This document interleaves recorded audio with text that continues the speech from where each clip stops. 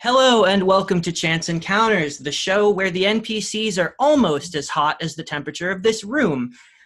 I am so excited for this particular episode because we are joined by the incomparable Jade, our very first guest on the show. Woo! Hi. So Jade is one of my oldest friends. We cut our teeth at the same right in school. And she is, if I may say, one of the most talented writers I have ever had the pleasure of being near. So excited to have you here. Welcome. Excited to be here.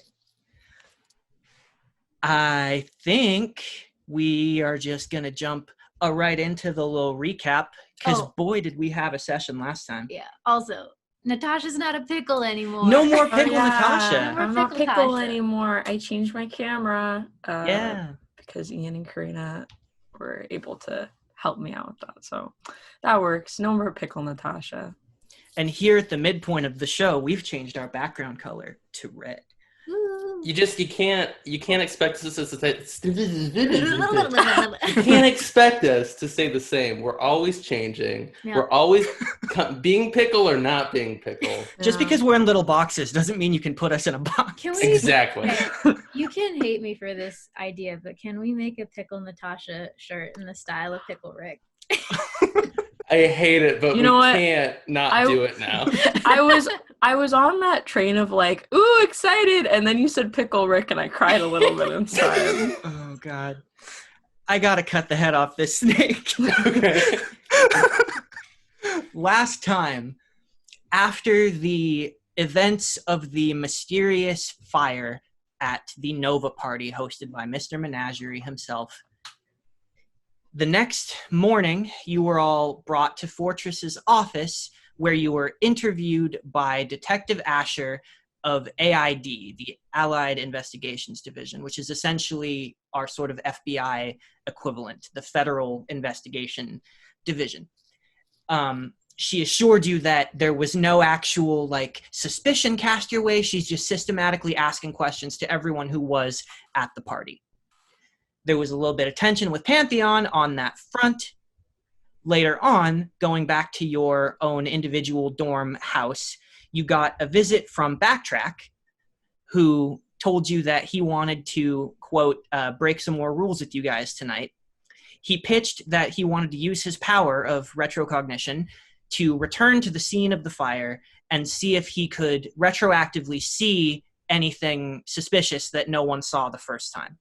You agreed to this, went back to the scene of the fire with him at night,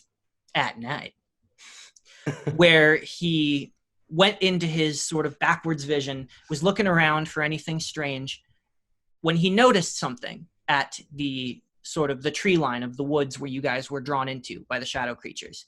He took off at a run. You followed him. He then began to say, "I see him. I see." And then, like a spike through his mind, he began to have this sort of psychic breakdown. He seemed to be in horrible pain, screaming, foaming at the mouth, grabbing his head. You brought him into the woods, immediately called Pantheon, who rushed him to the hospital wing. That night, after he had been stabilized and left in a stable but comatose state, you all, one way or another, found yourselves to sleep, where Bailey had an interesting dream, a dream of a memory thought long forgotten or blended into a sea of similar memories, of a training session in a still yet unrevealed piece of her life, as far as everyone else is concerned, where up in the observation deck, watching this critical training moment, seemed to be the figure of Detective Asher. We start this session now. The next morning, Pantheon had previously told the three of you that given the circumstances, you guys could have a little bit of rest. You weren't going to start training early in the morning. So you guys kind of have the morning to do with what you will. When it gets to be about 11, you will get a message from Pantheon. So if you guys wake up before that, is there anything else that you guys do just to start your day? Can we say that we spend the morning practicing combo moves? Sure. And I was going to present a couple of moves, one of which is Silhouette and Bang Bang, both practicing, like, I don't know how you'd describe this action, but being like vaulted off of Haramon's staff upwards onto a second platform. And maybe Joe even practices with her rollerblades doing that. And then another combo shot where it's as if an enemy is coming towards Haramon, and but she sidesteps and holds out her staff. And what they don't see is that Joe is holding the other side, and they clothesline him. And Joe's invisible, obviously. That's fun. Interesting. So tentatively, here's what I'm going to say. If we're in the initiative order, and you guys decide collectively to do a combo move, or whoever is going to do a combo move decides to do it, whoever is initiating it, who is using their action to further someone else's action, you know, like, for example, if you're the one vaulting, you give up your action in that moment to give the person who performs the action a reroll on all failures and a damage boost. And maybe that damage boost gets higher, the more you level up and the better you get at that particular move. That sounds good. Does that sound good? That. Yeah. Okay. I think before all of that, we sort of have like a shot looking at Haramon from behind on their bed, and they have out their little like laptop or tablet or whatever, and we see that they're talking to a group of four people. A man with green skin, a man with just a disgusting blonde mullet, a woman with dark skin and like frizzy curly hair that comes in front of her eyes, and then a woman with like a short pixie cut with sort of like a strawberry blonde-ish sort of hue. And I don't think we hear what she says to them, but I think we just see the end of it of her like mouthing like, I love you guys, and like she signs off. And next to her bed where she puts the tablet is a picture of presumably her parents, a woman with dark skin, a bajillion tiny small braids pulled up into a bun, and a man with wilder curly hair and tiny glasses and a beard in a lab coat. And she's just sort of like huffs and then leaves to go do the training. How do I want to phrase this? How does everyone appear to be? Is everyone like emotionally well outwardly? Or are you guys all sort of showing signs of the wear and tear of the events of the last few days? I feel like Joe probably feels like you can kind of tell, but for the most part, like, she looks fine. Mm-hmm. Phoebe definitely looks like she didn't sleep. And I think just with the dream and also being in the new environment of the house, even though she has her squad mates there with her, it's just too much, and she stays awake all night. I think you can tell that something is wrong with Haramon, but they're putting on that sort of air of like, I'm focusing really hard on being functional, so don't talk to me about it, otherwise I will not be functional. So yeah. Okay. So you train for a while. Come about 11 o'clock, you all get a group message from Pantheon asking if you would like to have lunch with her in a restaurant actually a few blocks outside the school in the city.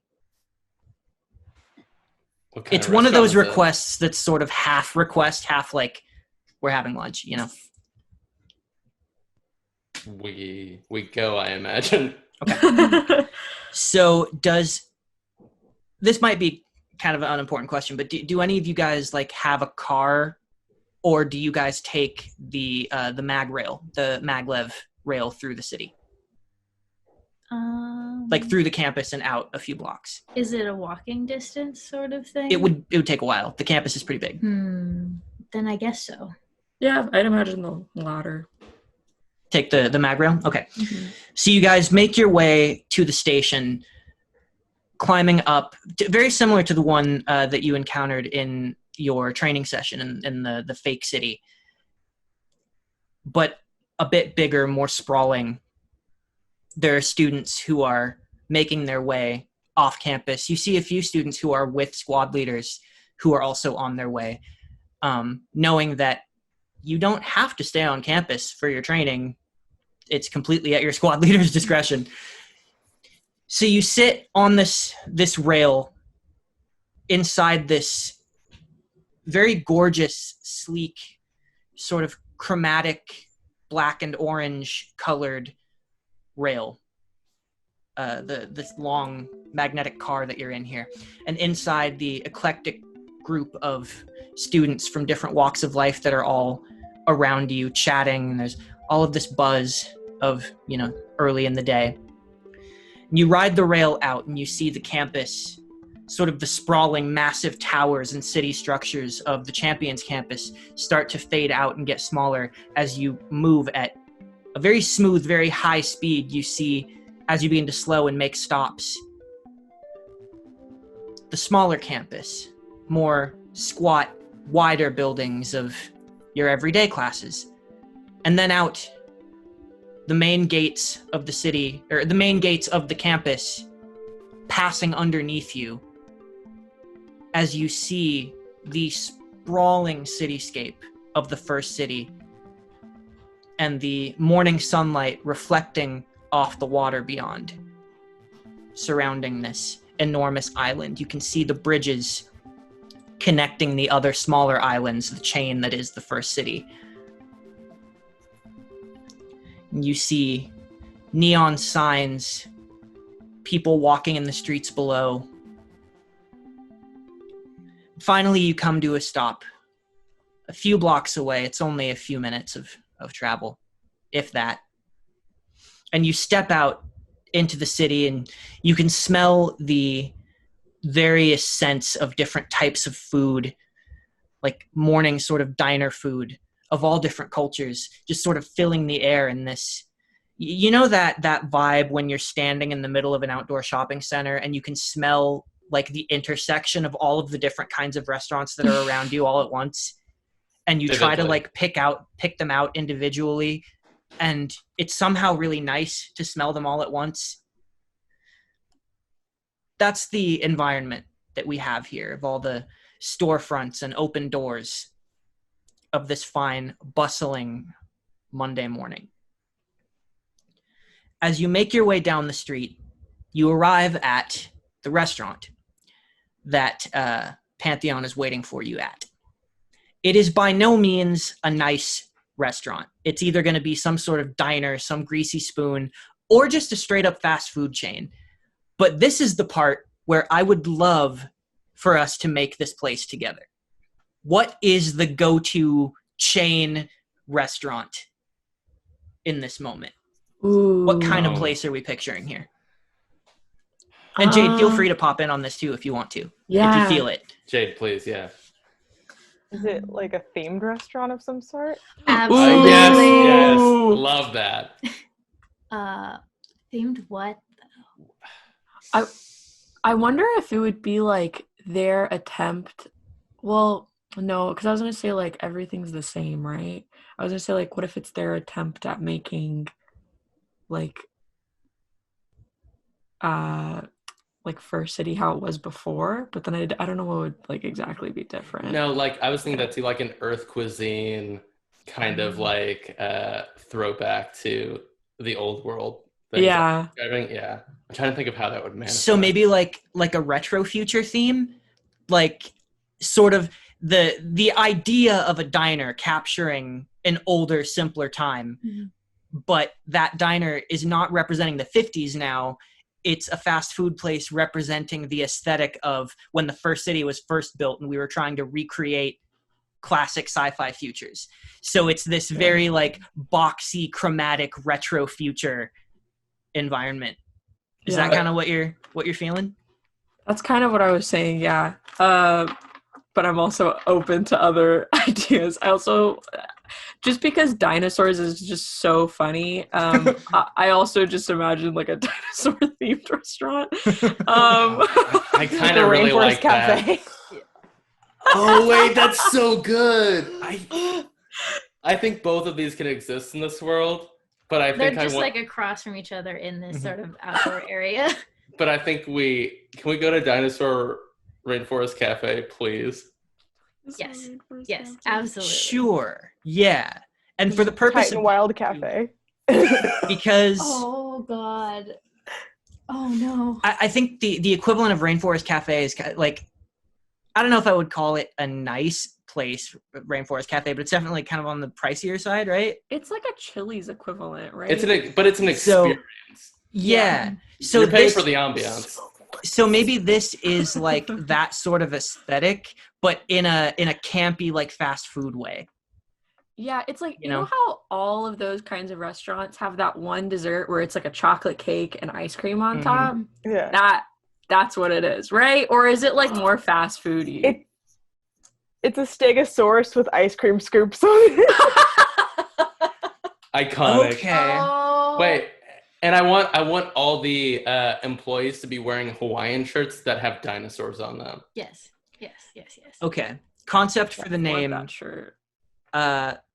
Rex Burger. Rex Burger. I like it. All dinosaur names are like leaving my brain. Yeah, same. Yeah. They're just Burger like Titan. bouncing off the smoothness of my What did brain. you say, Jade? Burger Titan. Burger Titan. Burger Titan Titan. Burger. Titan Burger is Burger. interesting. Titan Burger. That's good. God I'll buy damn. that. Pantheon, buy read that. the fucking room. Yeah, that's not my what only Harriman that is my needs. only concern with this, though, This is is not that what Harriman Pantheon needs would right not. Pantheon wouldn't do that. Hmm. Pantheon wouldn't summon Harriman to a place that makes fun of her culture. Super dino. What if we just see it? We just see it like next to or across from. Yeah. And then we go to the more like retro future place. And yeah, and Hermone's just like, bro, what? Yeah. Hello? Fair enough. That's yeah. I think it should be just like Earth dinosaurs, but they call it Titan Burger because they don't know what the Titans of the Titan Wild actually look like. So they're That's just the like, one. this is the only point of reference we have. Yeah, totally. Yeah. So you step into how about like Rocket Burger? Rocket Burger. Yeah? Yeah. That works. Ship Shake. Ship Shake. Ship Oh Shake. man. This is why we asked you to be here. That's Delivering the hits one after the other. it hits like Pizza Planet. Yeah, it does. So you go into Ship Shake, and I think this is definitely the like fast food chain, you know, that you have been brought to here, that you see on like every corner. You step inside and you see everything has just this bright chromatic sheen. There's lots of whites and reds. Everything has like sort of like rocket fins on it. The aprons that people are wearing here, the uniform is almost like kind of a spaceman uniform in a way. Yeah. And the logo could be like a little rocket that is superimposed over a moon, but the moon is a burger. But can the rocket also be a shake? But the rocket is also a shake. Yeah. You step inside and you see Pantheon sitting at a booth by herself with this massive strawberry milkshake and 2 burgers in front of her. Queen shit. You see her sitting there. She notices you and she kind of waves you guys over. we go. Okay. You go and you sit down, and she goes, "Hey, order what you want. It's on me. Do you want? These are mine. These are mine. I didn't really want to wait, but feel free to have whatever you want. I'm bad at this. I'm sorry. When there's elephants that are not Mr. Menagerie in the room, I'm just gonna come out and say it. I would like to know if you're okay." I assume like are we all seated at this point? Yeah. All right. I don't know. I guess I would probably speak first, just out of like consideration of how Haremon and Bang Bang look.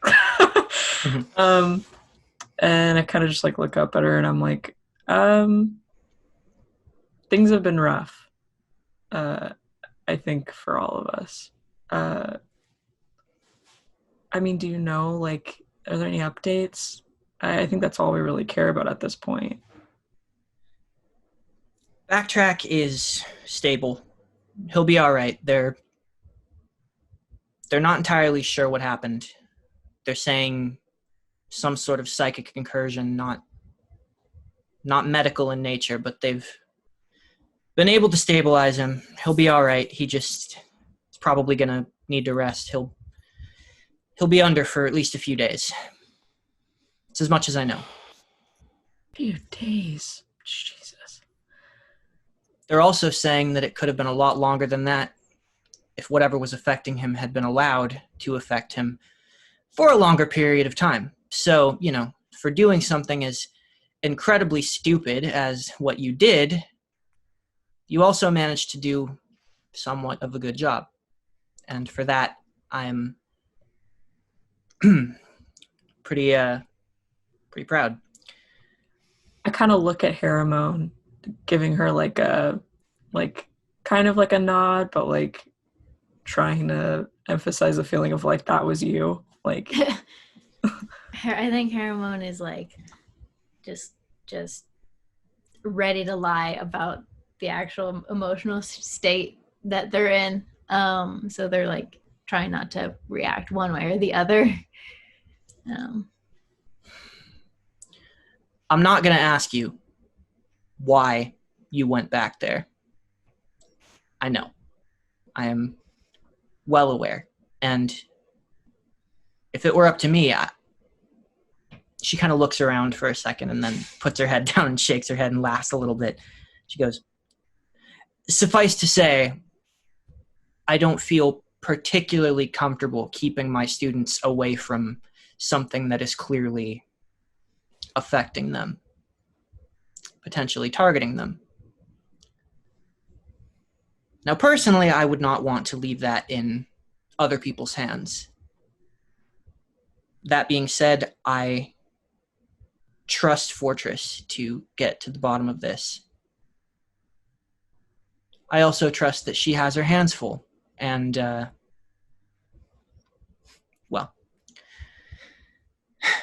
it's during this, I know this is really fast, but it's also funny. For the sake of the joke, your guys' food comes real fast, like in the middle of the sentence. Thank you. I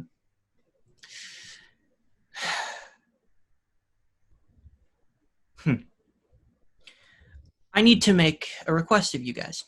Officially, you are to have nothing more to do with this investigation. And officially, I think it's about time that I give you a little bit of homework. An independent study.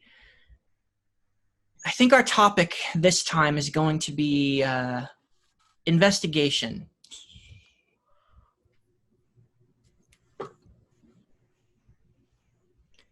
Why don't you guys take to the end of the week? Take until Friday.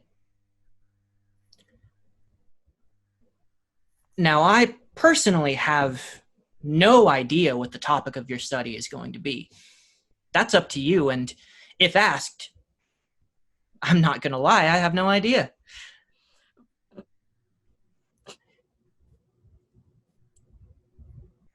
We take initiative.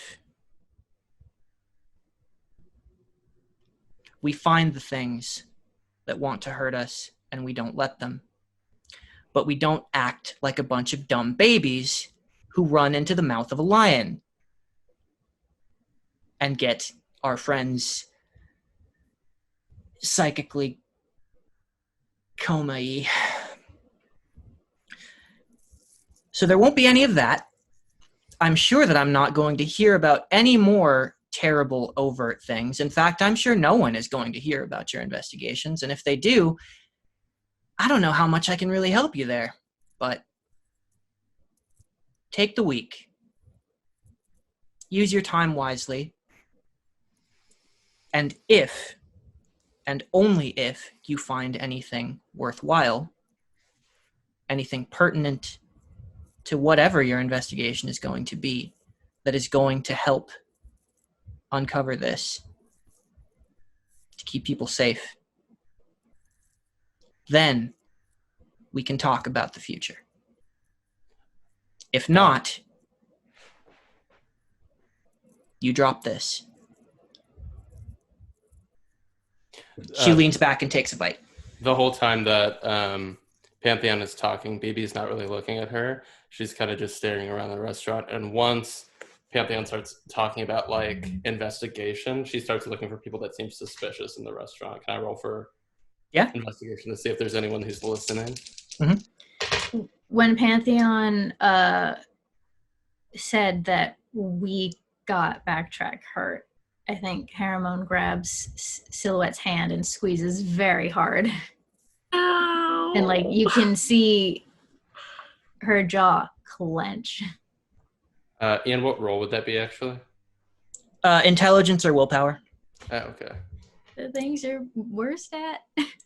Here's the thing. You didn't sleep, right? Yeah. Any rerolls that might apply in this moment don't. 1 out of 1 success. Okay. Oh, yes. Oh, Okay. hell yeah. You look around the room and no one is really watching you guys. There are other students. You recognize some people from the school who are at booths together. That you're very close to campus. It's really easy to get to place here. So like there are other students here and it's kind of a lunch rush time. But you don't see anyone suspicious. And aside from every so often maybe a glance or two from like people from the school who recognize you, there's no attention on you, and there's certainly no civilian attention on Pantheon. And having seen the footage of what she looked like before and how long it's been since she's really been making public appearances, you're starting to get the impression that people really don't recognize her or even consider that she could be who she is. Okay. Wow, damn. Fair enough. People are like, you don't have long hair anymore? Who are you? It's like the whole like Cinderella thing with like masks and just like It is a taking them bit. off. Oh my god. It was her. shoes. Yeah. Yeah, exactly. I'm gonna make a roll for when you do what you did. Oh, Do you want to? Were you trying to do it stealthily? I mean, yeah, Herman's trying to not let anything slip right now. Okay. Go ahead and roll stealth for me. Because all of her will slip if a little bit of her slips. 2 out of 3. Okay. When you do that, you do see her kind of watching you a little bit. She looks down and she goes, "Look, I'm sorry. I'm not here to ride you guys, but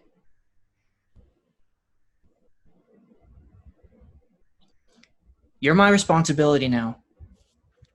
And just because I can be in 5 places at once doesn't mean that I can come save your asses when you make bad calls all the time. That doesn't mean I'm not going to try. But what happened to Backtrack was not all your fault. He made his choice too, and You couldn't have possibly known what you were getting into. All I'm saying is that you should have known that there was more to this. In fact, I think you did know. And you just didn't really care. And that's admirable in its own way, but right now that's not good enough. You need to be more than that. You need to be more than confident. I'm asking you to be smart. I'm not asking you to be safe. Nothing in this life is ever safe. You made that choice as soon as you signed up for the champion program. The world kind of made that choice as soon as you were born.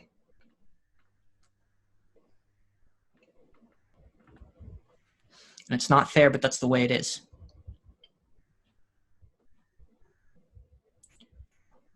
But mostly, at least as far as this week is concerned, what I'm asking of you is to not get caught. She takes another bite. Silhouette's not eating. Silhouette is also like just like upset. I don't know.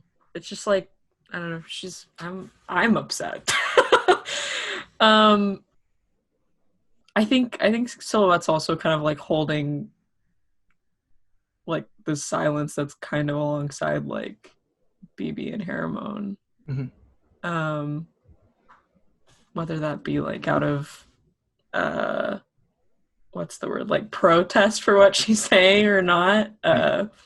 Yeah.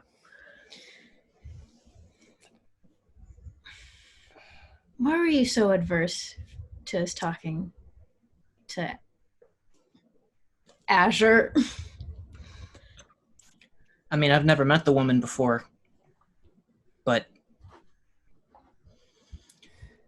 I don't particularly trust when AID or any government agency jumps the gun on an investigation on our grounds here. You don't think it's justified that AID is here when this has happened before? Oh, it's justified. Wait. What do you mean this has happened before? Oh, wait, no, you showed her already. Forget that. Oh, she didn't say that. I was like, wait. Does she Yeah, already know? you showed her the thing. I forgot you showed her the thing. She goes,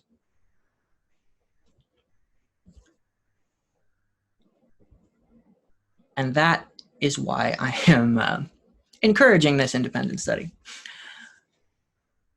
You're onto something here. And I do think someone is trying to send you a message. I mean, someone did literally send you a message. No, I'm not saying that I don't trust them. I mean, I don't, I guess. It just feels like this is our campus. And there are times when we need to be allowed to do what we need to do to take care of our own so we can take care of everyone else. Historically, when we are interfered with by other agencies, that opens the door to people not letting us do our jobs.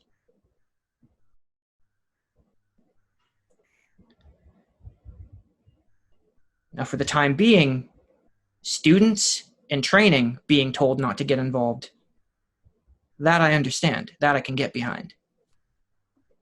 I just want to prevent a timeline where the rest of us are given that same ultimatum.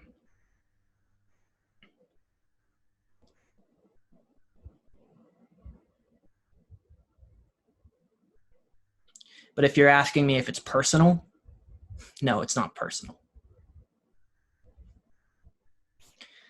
Honestly, I remember what it's like when you're starting out and what you went through last night. let's just say it takes more than one night's sleep to be ready for someone to be in your face asking you questions.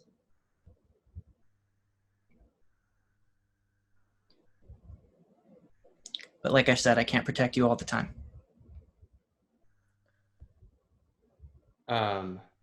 As Pantheon finishes saying this, Bibi has just been kind of quietly eating her food. She's done with her plate. She pushes it away from her. Mm-hmm. Is that it then?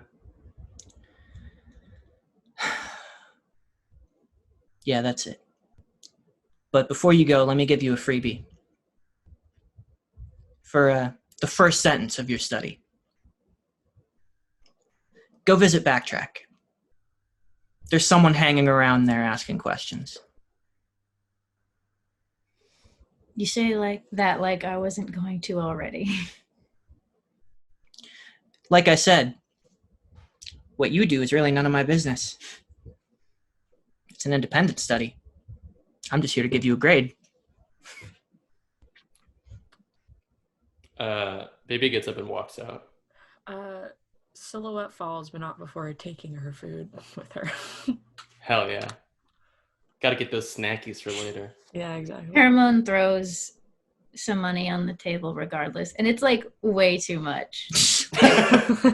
Like Paramount looked at the menu and looked at what she had, and like she can do math, but like the sort of like the Currency meaning, exchange. yeah, the meaning of like what things cost doesn't make sense yet to Haramon. So they like Haramon thinks that they're giving like a correct amount, but it's not. It's not at all. And doesn't say anything and follows. So can we get back on the mag train to go back to campus and see Backtrack? Yes. I'm gonna kind of pull us into a dark corner of the train where it's kind of loud. Just go sit in the back. And I'm gonna say, Bad girl energy. yeah. Do y'all really trust Pantheon? I trust Pantheon. I just don't know what she wants me to do anymore. I mean, is this exactly what you thought going to the school was going to be like? No. Because it seems like every single bad or mysterious thing that's happened to us has happened because we're on her squad. Like, what connects us besides that? That we're fucking sad? Great. Who isn't at this school? Like,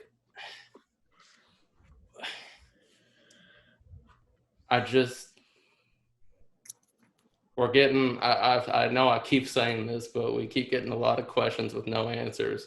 And we're just kind of asked to buck up and move on. I mean, I wouldn't blame it on being on Pantheon's team, but Pantheon is beginning to confuse me. I don't know what she wants from us. Like, does she want us to be this great team and like follow her rules or like go against her rules? I'm fine with going against the rules, but like, just tell me and I'll do it. Make no mistake. Yeah. Silhouette's a rule breaker. Yeah, exactly. I just don't get it. And she kind of just she takes out her pocket knife and she starts cleaning her fingernails. Then I imagine we keep going back to campus. You head back. You pass over the silver gates, wide open, through the campus, back toward the glistening cityscapes and towers of the Champions campus. But you stop at, I think it'll probably drop you off near the medical area. I think that's probably one of the stops on the places. So before you quite get there, you see the kind of scenic view of the Champions campus in front of you. You get out and you head toward the medical building. You speak to the clerk about who you're here to see, and they give you some visitor passes, and You make your way down the hall to his room. You can see at the moment, the curtains of the observation window on the other side. Actually, they're not curtains. Do you remember the weird the shaded window in Fortress's room where she hit a button and that clear glass faded into a solid color? Yeah. At the moment, where there was a window, you can see the outline where the window is, but it's currently tinted down to a solid color from the inside. So you can't see the room, and the door is closed.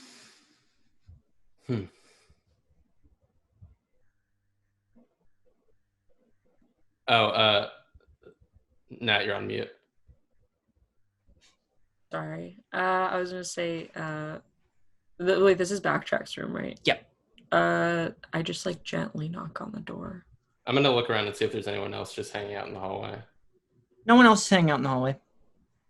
I mean, there are other nurses and doctors making their way between other rooms, but at the moment, no one is hanging out here. You do hear some sort of muffled talking, some conversation from within the room.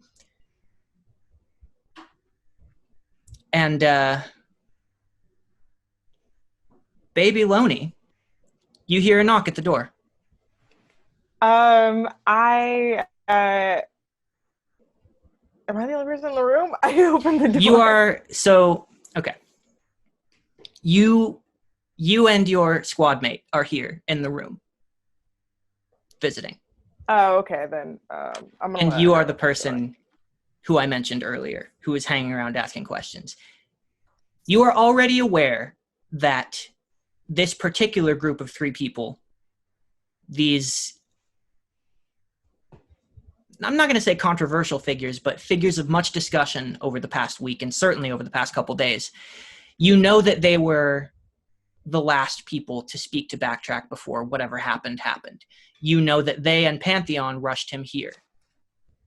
You don't really know what happened or why. No one's really given you a straight answer about that. So you've been waiting around to speak to these people, knowing that at least one of them, at least Hermon, has stuck around and come to visit quite a bit.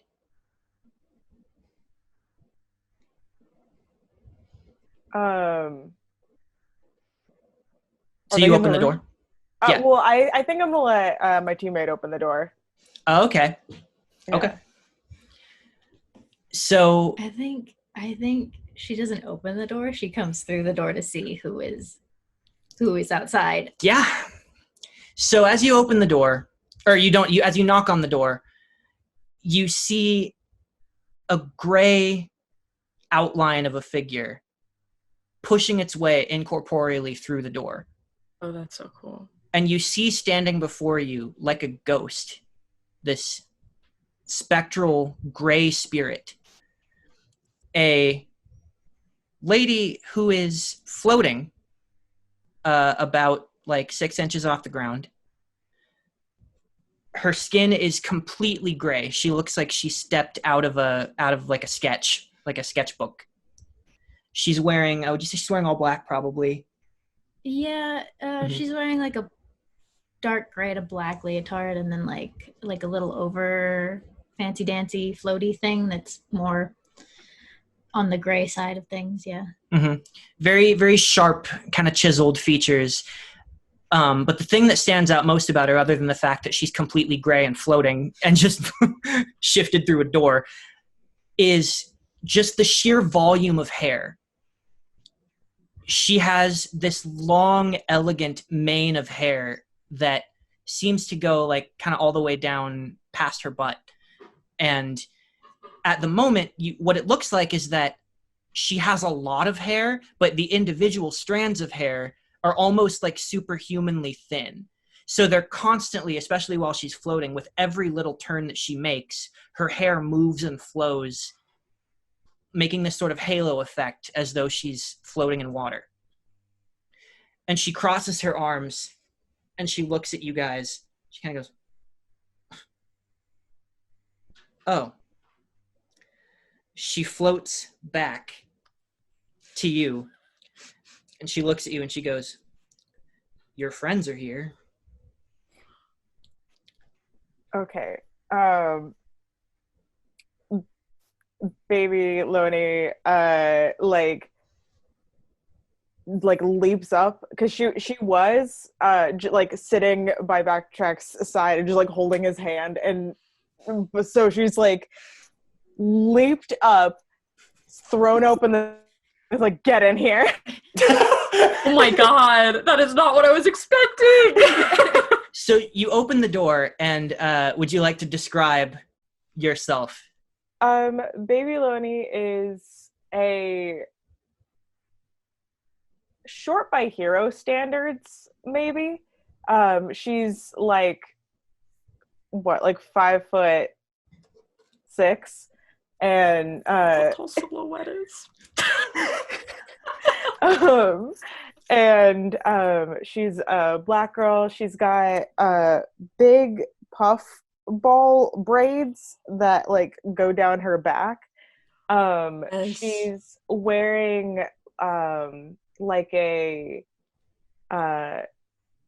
off the shoulder green top and like pink little pedal pushers and like black flats, and then she has kind of like a cartoon cat. She's got like a big ribbon around the back of her neck, and she has dimples and ginormous eyes, and it is very clear that she has been crying. And she's looking at you with an intensity. Oh my god. She says, "Tell me everything you know." Damn, just out the gate. I kind of like look at Haramon and I'm like, maybe you want to take this. Haramon, first off, when Hecate came through the door, Haramon was like, "Oh, pretty lady," but is trying to hide it. And then I think she just blows past you and looks for the little charm that she left and puts it on Backtrack's heart. I will say, for reference, now that you're in the room and you're looking at Backtrack, he looks better. Mm-hmm. He looks like he's just sleeping soundly. Those convulsions that you saw before that he was having, like he was remembering these strange bits of nightmare, those don't seem to be happening. He's just in this strange, eerie sort of calm rest. He's no longer hooked up to IVs or anything like that. He's out of the woods.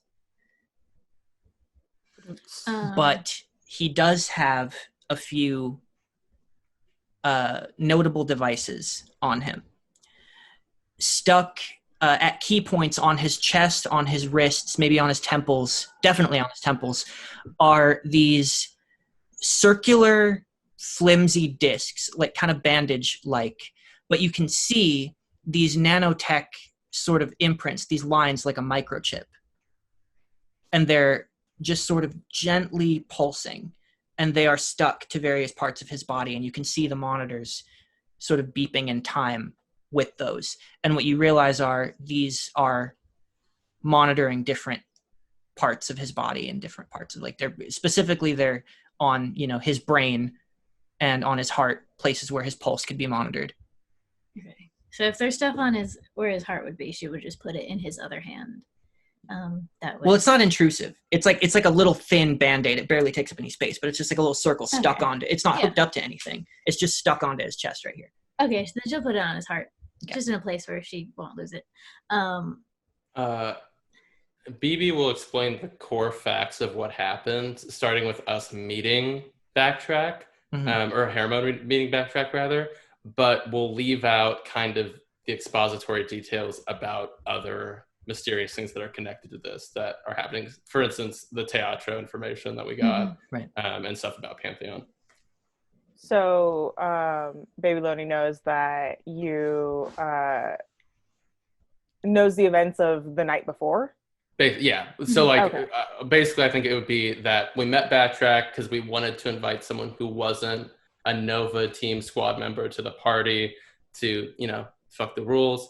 And then we went, and it was a good time, except for when the Shadow People came out. We went and fought the shadow people with Helix, and then came back and the house is on fire. And then Backtrack coming to us the next day and saying we should go investigate, going there with him, and what happens with him while we're there.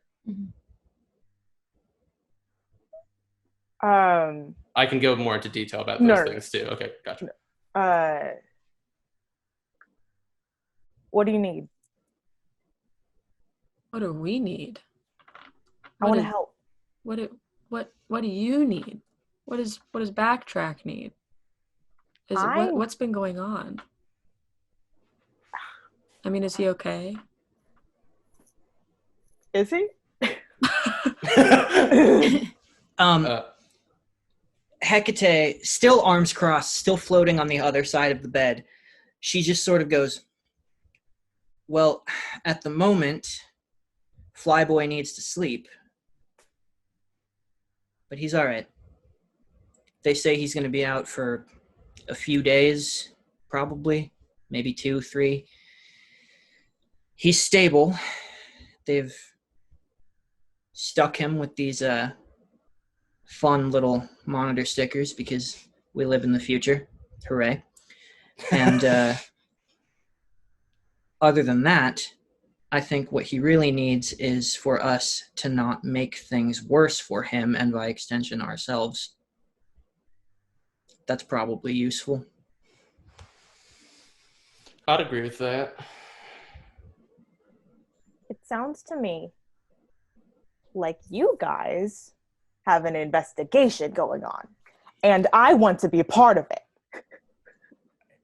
As a matter of fact, it's so crazy that you say that, because that is our independent study for the week, is investigation, but low key, not in any way that would be revealing to the people around us. Yeah, I kind of like nudge BB a little bit, and I like look at who did you say the other person in the room was? Hecate. We haven't met him before, have we? You haven't met her before, no. Yeah. Okay. And she has not introduced herself. Yeah, it's fine. And neither have I, truly. Yeah, I was also That's gonna true. say, it's all the energy. I kind of like nudge BB, and I like look at BB and then Hecate, and I'm like, What? Pantheon told us to do it. If anything happens, it's still her fault. Look, I'm going to stop you right there. I don't want to know about this. I don't want to be liable for this. If you guys are going to go get yourselves into trouble, have fun. Don't die.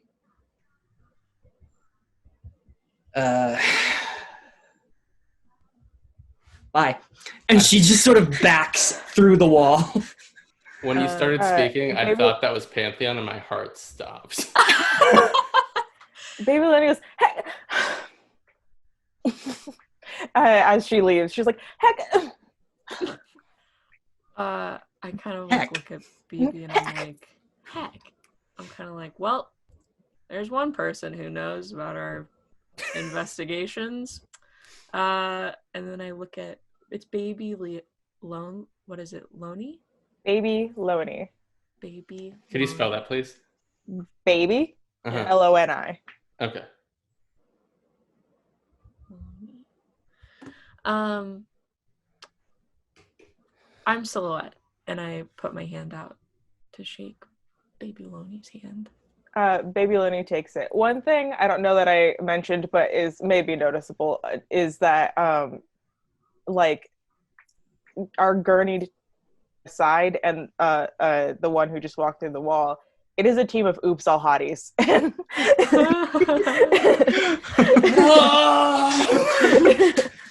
Do you have are you wearing the jacket with the particular image on the back?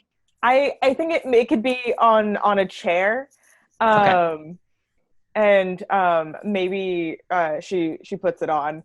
It is the middle of May, so it's pretty warm. Yeah, and it's a hospital, so it's cold. Oh, yeah. Oh yeah. So she like puts on a jacket that's sort of like a kind of like a Letterman jacket, and it's white. It's got red sleeves, and it's very clearly, it looks like merchandise.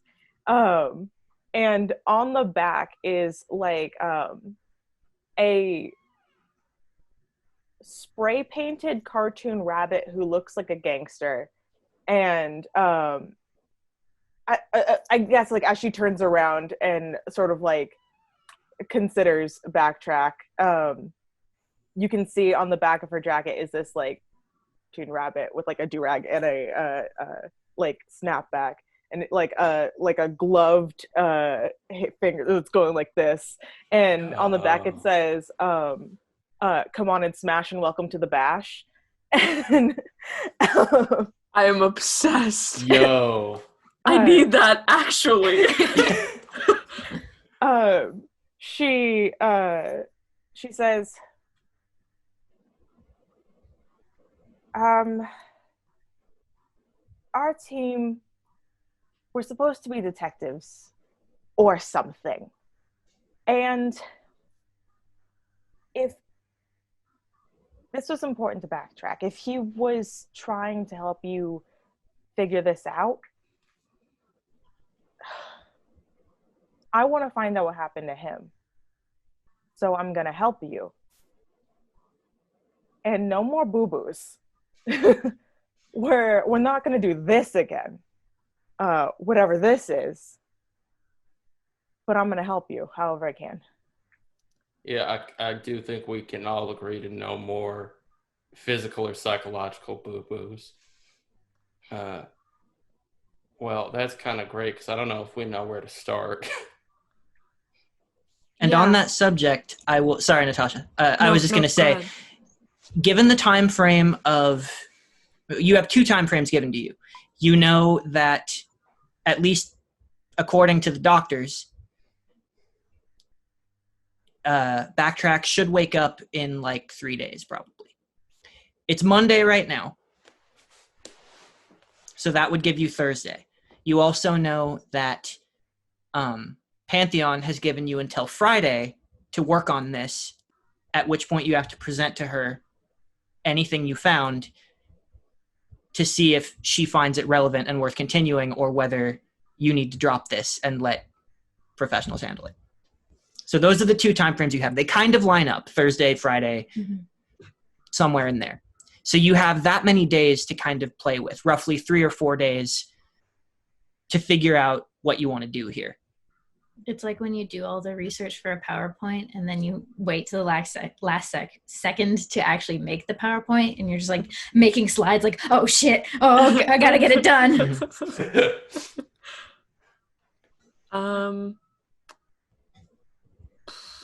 Okay, well, I guess, do you only know about what we've told you so far? Have you heard anything from anyone else? Has anyone else come to visit Backtrack? I think I was just going to say Blackout. Okay, Blackout? yeah. I think Baby Loni would have been asking a lot of questions and researching a lot online, trying to figure out what happened, and doing like in-depth research on like what causes psychic brain spikes, what causes or like what was happening in the area, or like what was going on in the area where he was found, and like just trying to get as much information as possible. Yeah. Right. So I can tell you some stuff that you would know. You've heard a lot of stories from the night of the party. You know that Backtrack was there. Nothing happened to him at that point. He was helping like get people out of the house. You know that there are various reports. You don't really know where those reports started. It's kind of been telephoned down to you at this point. But there was a lot of buzz from the party about people seeing weird kind of shadow figures. A lot of people said that most people, in fact, are saying they saw these 3 running toward the woods, toward Helix. Other people say they saw Helix running into the woods toward them. those are the two different versions that you're hearing. And yeah, as far as researching psychic abilities, just like on an internet search, there are different sort of academic resources. A lot of things like from the school library, like the academic papers and things that you can look at in the school library about like the different manifestations of psychic abilities and telekinesis versus telepathy and like what that would be. You know how Backtrack's powers work. You know that he can only go back safely 24 hours. You know that it's easier for him if he knows exactly what he's looking for. But if he doesn't, then he's just getting like a Rolodex of images and sounds of everything that's happened there in the last 24 hours. And it can be very overwhelming, which is why he can't go farther back than one day when he's looking. And you know that if he tries to, he gets hurt. You don't really know how or why he gets hurt. He hasn't specified it, and you obviously haven't seen it happen. You know enough to know that this isn't that. He didn't go back that far. You also know, because you're on his team and you've been here visiting, telepaths have been brought in to look at him. There have been some telepathic heroes who have brought in. You also know that Poltergeist, who is another student who has telepathic and telekinetic abilities, has been here observing when the telepathic heroes have been here. He doesn't seem to have done anything himself, but he was here silently watching when those things were happening. Good man. Yeah. I think she's mostly trying to figure out what kind of thing could do this to him. Right. I think it's worth noting that Backtrack, before he passed out, at least identified someone who's owns that power or was perpetrating this as a man, at least to Backtrack's estimation. So that might be at least a scrap of information to go on. I guess the hypothesis that I'm forming is that it's gotta, I don't know, maybe it's just like on Baby Loni has a murder board. It could be some sort of someone else with psychic abilities who, maybe someone invisible or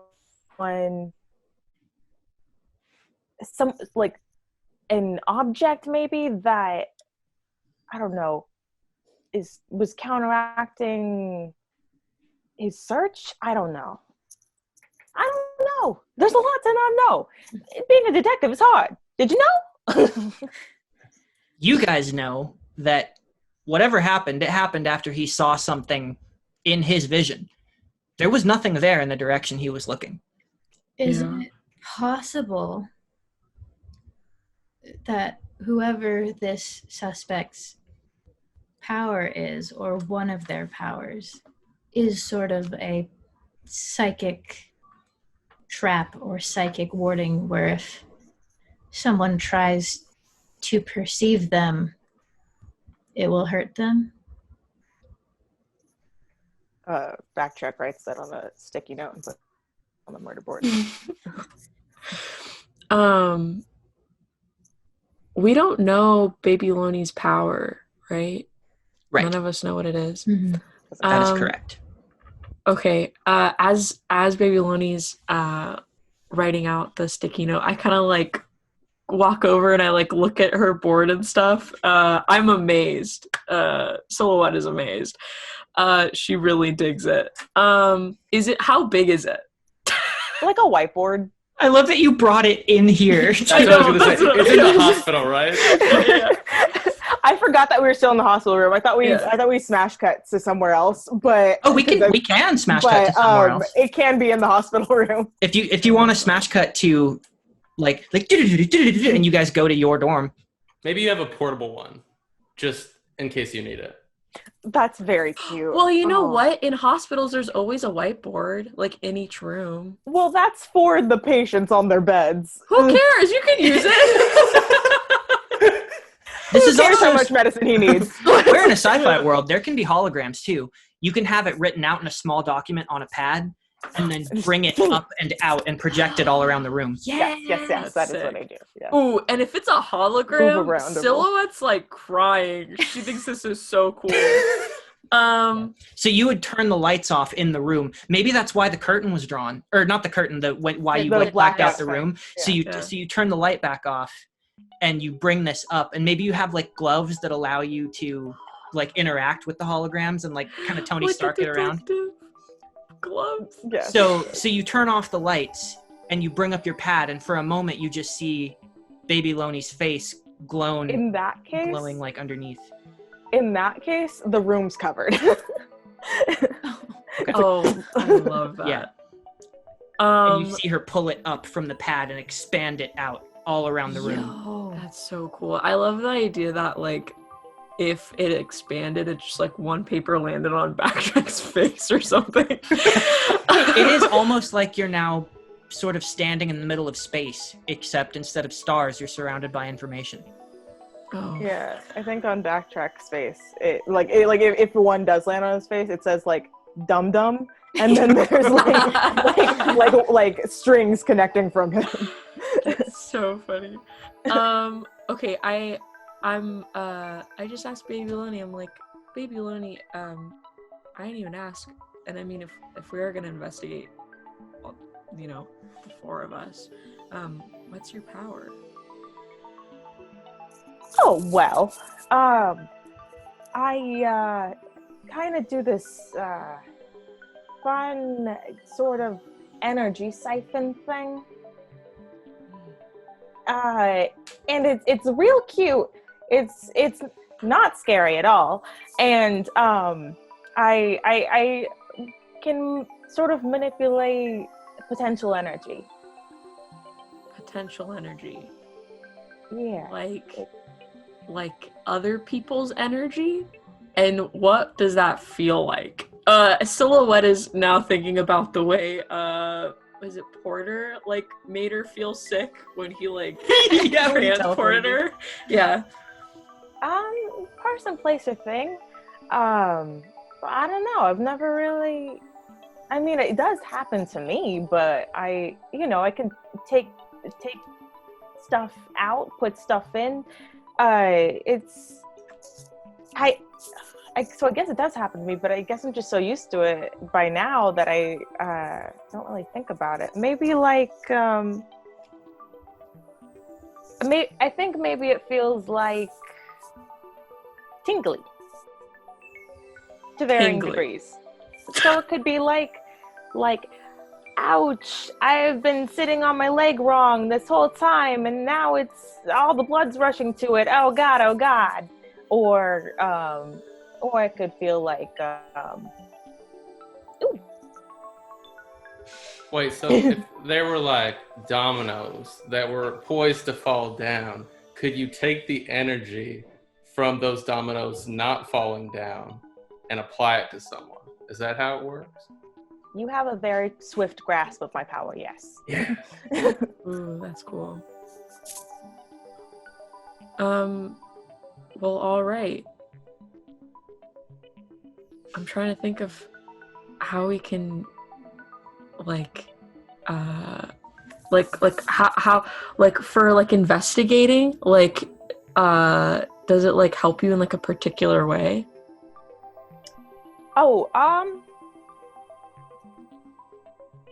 would say no, but I don't think. I mean, nobody knows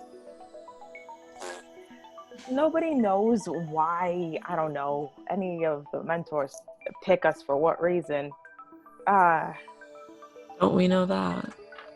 But I'm majoring in digital archaeology. And the hero stuff is sort of a fun, happy, okay, yeah, let's do this too. I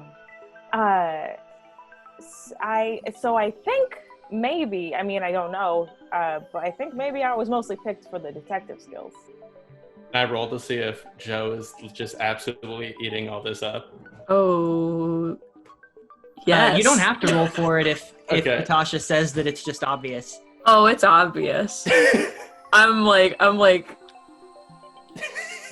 that's amazing. I love it. So on the detective subject, we can do this in one of two ways.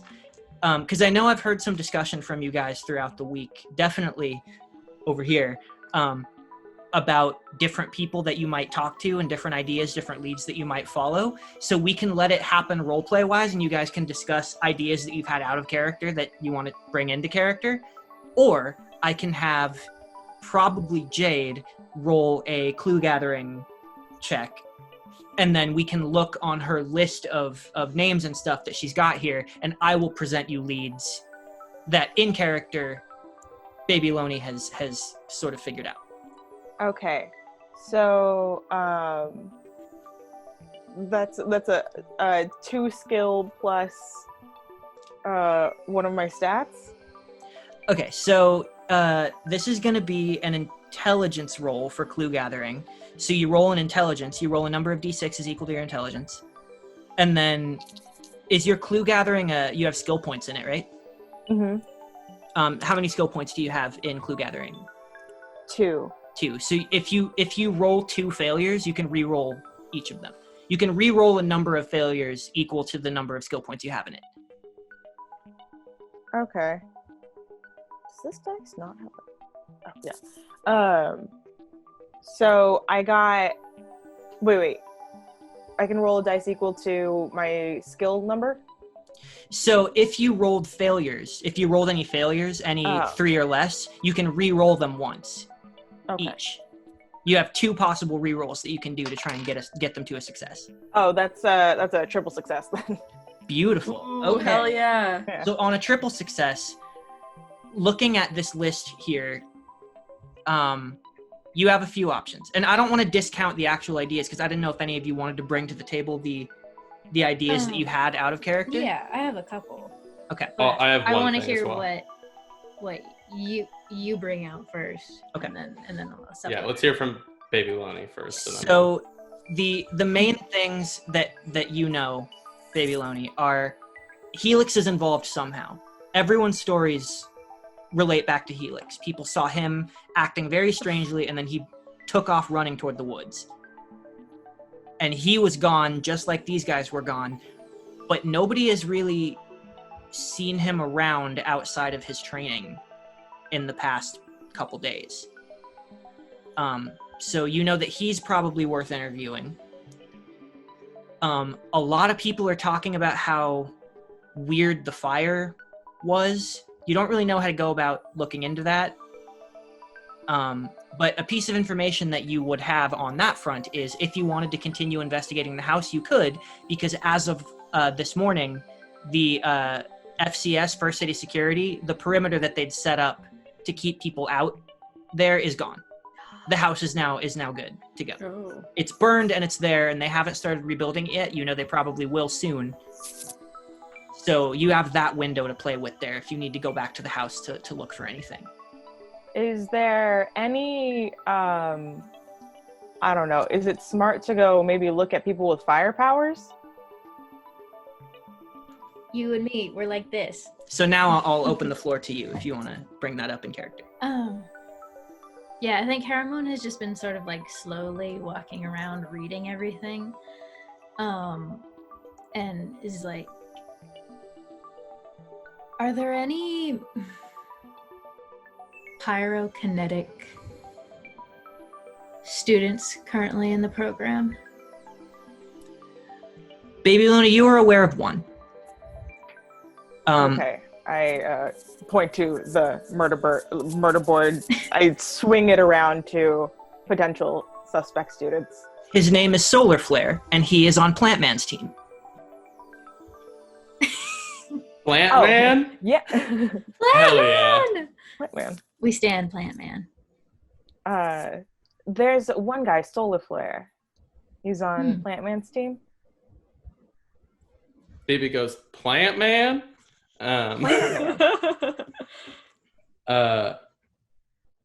Well, we should definitely check him out. as we're talking, BB is sending a mass text to both Porter's group and I guess that would be Fulcrum's team and Mr. Menagerie's team. Okay. And is asking if anyone has Helix's contact information. Okay. Smart.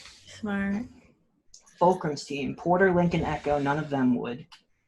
And then who else's team did you say? Prestige's team? Yeah, Should probably Prestige's team. just direct text Mr. Menagerie first. Yeah, it's probably going to be Menagerie or Monarch, unless Matroshka has endeared himself. Didn't we already ask if? Yeah. Oh no, we asked if people had Teatro's number. Yeah. You don't see that none of those people have Helix's number, but Monarch and Menagerie both have Ivy's number, and they assure you that he probably has it because they're really tight. Mm-hmm. Okay. BB is going to cold text Ivy and be like, howdy, this is Bang Bang, who was on Pantheon's team with Hermone and Silhouette. We were wondering if we could get Helix's contact information just for fun. That's all it says. For fun? For fun. No, okay, no, I For don't say fun. for fun. She wouldn't say for fun. That would be so I funny. mean, if she's Bang so Bang said awkward, for she fun. might. Yeah, She I might. would buy that. Partner. Exactly. About a minute or two. Actually, it might be a minute because he's got to craft this message and he's going to be thinking about it. Hey, so, he has 4 arms. He can text. You guys continue to to talk about this, and about like 5 minutes go by, and you get a response from Ivy, 5 minutes. and it says, "No offense, but I don't particularly." What? No, they keep going. It says, "No offense, but I don't particularly want to give out my boy's information like that. Yeah. However, I was hoping to talk to you about him in particular. Ivy? He's been acting strange. Come by the house today. Tonight after practice." Text back. Where is the house? And he'll let you know where Team Partner. Tonitrus's dorms are. Okay, if he sends that in multiple texts, the first part where he says, I don't want to give out my boy's information, BB responds with a sad face, but it has a cowboy hat on it. Custom emote. All right, so I was trying to get Helix's information because, he's a part of this, but Ivy says he wants to talk to us, so we got to go over there later. I'm going to text him back and ask if it's okay if Baby Loni can come. She's hot. I'll put that in there. Ivy goes, "Sure?" ? But he also says, not sure who he's going to want to talk to, not sure who he's going to want to talk to, if anyone. Like I said, weird. Okay. Should we figure out beforehand if he only wants to talk to one of us, who it should be? You probably. You got that stoic thing going on. I mean, yeah, I'll do it. I've definitely had the most problem. interaction with him, but it's been pretty confrontational. I mean, if he wants to talk to you, then we'll do that. for sure. But yeah. And I'll turn to Baby Loni and I'll be like, okay, I keep bringing this guy up and I'm not trying to throw him under the bus or imply that he did anything. He's just literally the only person we know with shadow powers. Teatro. He was supposed to be at the party. He wasn't there. He made a point of asking us to the party and said he wants to get to hang out with us, but he doesn't show up. Mm-hmm. Now, his shadow powers, as it's been said to me time and time again, are vastly different than those that were exhibited that night. But I just feel like he's involved somehow. In a similar thread, Maybe we'll actually text Teatro and see if he responds. Just like, hey, where are you? Oh, or yeah. not where are you, because he would freak out if I just said that. But hey, What team is wants to hang out. Mhm. What's up? Yeah. On a similar note, Matryoshka did give us Wi-Fi, Oh, and right. she's not around either. Teatro responds instantly. Oh, nice. Oi. With friend, very busy. Talk soon. Okay, but like, where? Teatro, please. Well, at least we know he's okay. And then I'll kind of explain about what we know about his relationship with Wi-Fi to Baby Loni, Mhm. which is ostensibly just that they're best friends and they do hacking things together. Do you tell Baby Loni about the message? Is my question.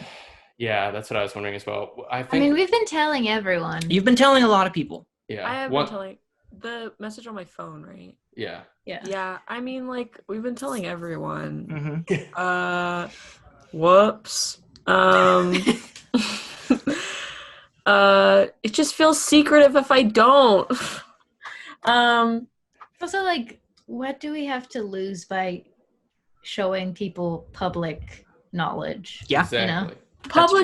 Public knowledge, Public relevant knowledge. but that it also seems like almost like a threat to us.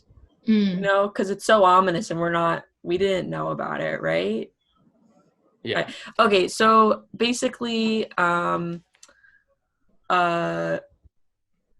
this text message. Well, it wasn't really a text message. My phone, like had like a black screen, and it said, "Look closely." Right? That's what it said. Right? Watch closely. Watch closely, and it pulled up this article of another house that had been similarly burned, like in a rural area, right? It was like kind of far away, right? Yeah. In like a rural area. Northern town. And the whole family supposedly died. Yeah. And it was sent to my phone, which is, I don't know, just weird.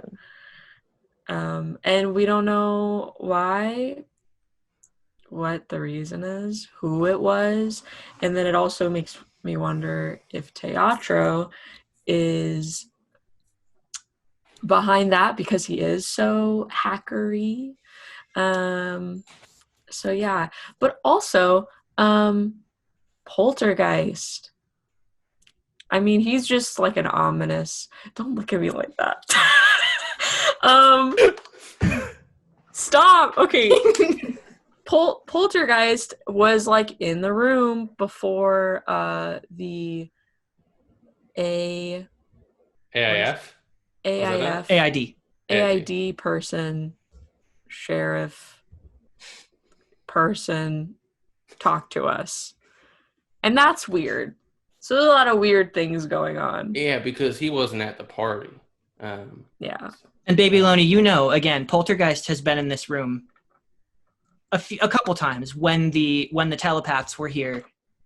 Probably just one telepath was here. A squad leader, not a Nova squad leader, but a squad leader was here sort of looking into his mind cautiously, trying to mitigate some of the psychic damage that was happening. And Poltergeist was here observing, but didn't say anything to anyone. I think it's extremely likely that Baby Loni would have immediately dug into the information about the past fire and looking into more information about that. Interesting. So go ahead. That's just digging into historical context. Yeah, so go ahead and you can roll another of the same check that you made before. BB is going to lean over while you're doing that and say, you should also kind of compare that to like that student who does the flame things, if he's ever lived in that area or all that. Yeah, that could take some time. That's another triple success. That's okay, triple success. So you're looking into this. The newspaper that the article came from was called the Amber Weekly. The town is called Amberley. It is a northern coastal town of First City. Sort of around like a sort of a farming area.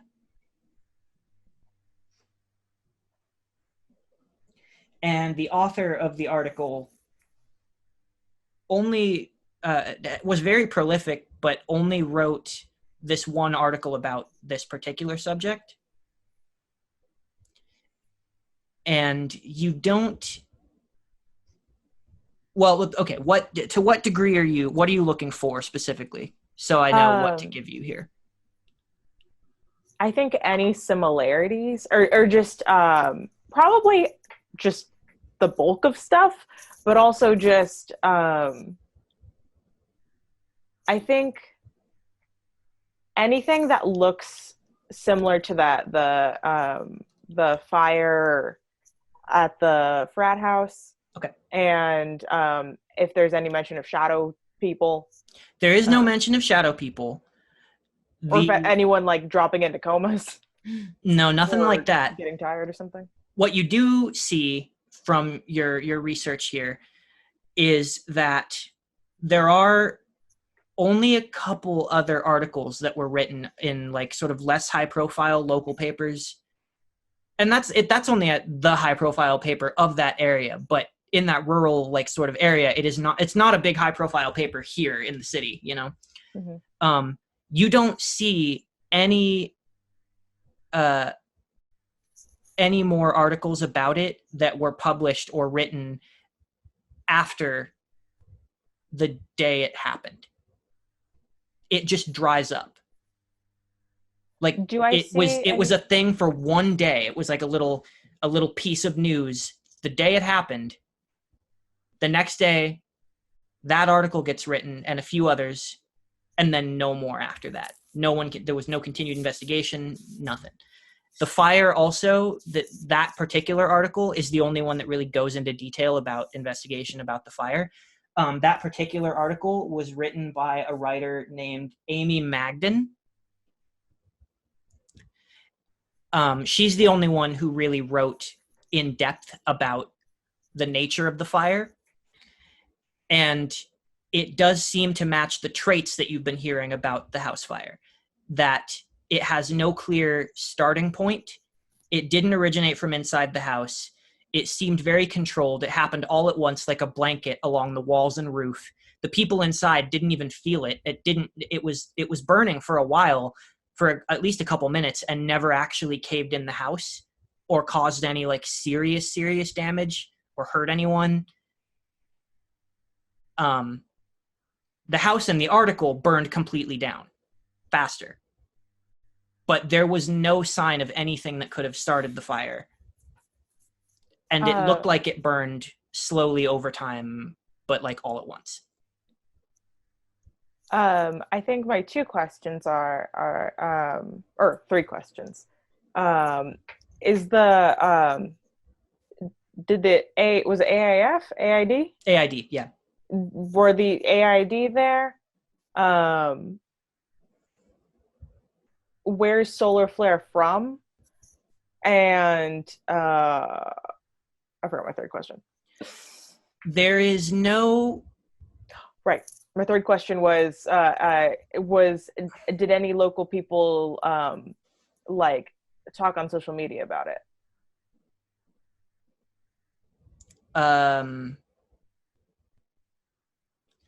No, you don't see any social media about it. Yeah.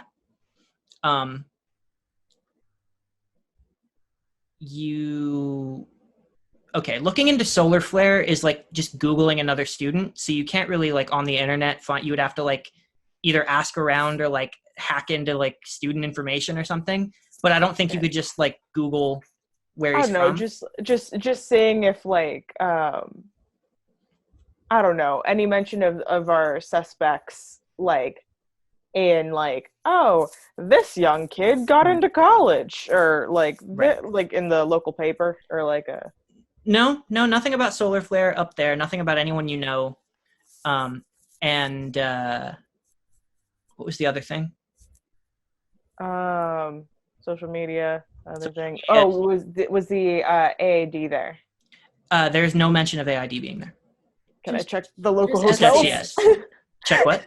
The local hotels. Can I? Is that an ability I have to be like, who is at the local hotels? That's getting into like hacking stuff, you know, more than like clue gathering. Okay, fair. So while and these are a lot of different things to research too, and you guys are like standing around in real time. This is everything. I thought this was over time. That's going to take a while to do that. So if you guys like moved to a like maybe your dorm or someone or to your guys' house, like to just sit and talk about this or like look stuff up, or if you just stayed in this room and are like looking up that information on your pad so it's 3D for everyone. I keep forgetting that we're in the hospital. But you just talked about a lot of stuff, so that would probably take about an hour to go through all of that information. Okay. Can we decide where we're gonna go? Mm-hmm. I feel like we need to go interview someone, and it's probably Solar Flare. But I feel like there were other places that we mentioned that we should go.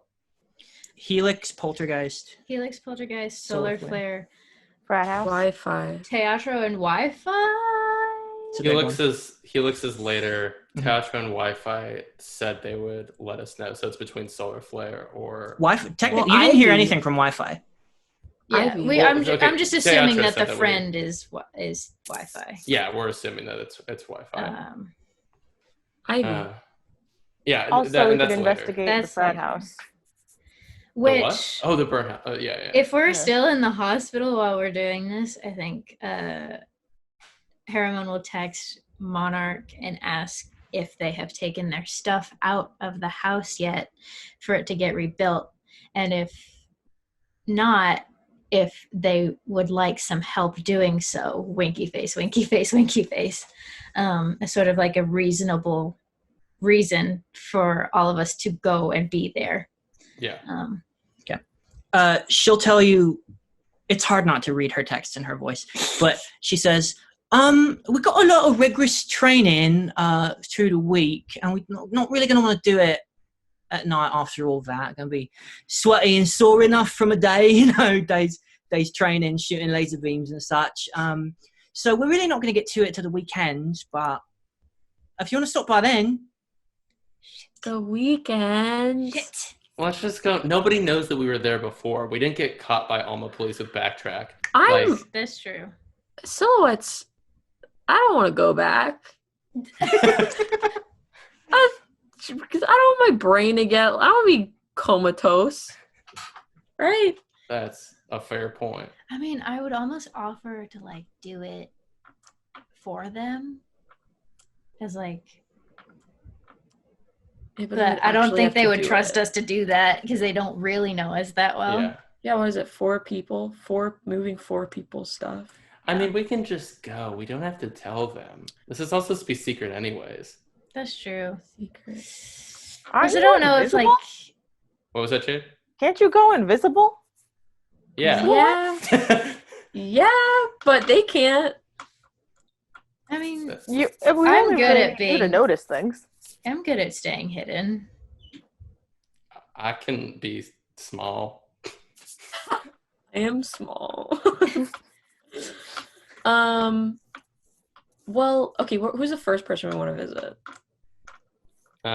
It was between Poltergeist or Firestorm? Solar Flare. Firestorm. Let's talk to Solar Flare first, because chronologically the fire happened first. Yes? Arbitrary reasoning? But what about the text we sent Ivy? That's happening after. Happening later. He said come by tonight. Yeah. Oh, okay. When will those Monarch and the other Nova kids be out of the house? Well, they already are, because they're not staying here. Staying in the burned down house. They're somewhere temporary until I assume it gets rebuilt again. And it's also, keep in mind, it's a Monday, so everyone is training with their respective people. Right Except for us. Joe, Silhouette, what if we went there and we just you could stay in the woods or... Stay in the woods. Yeah, that's...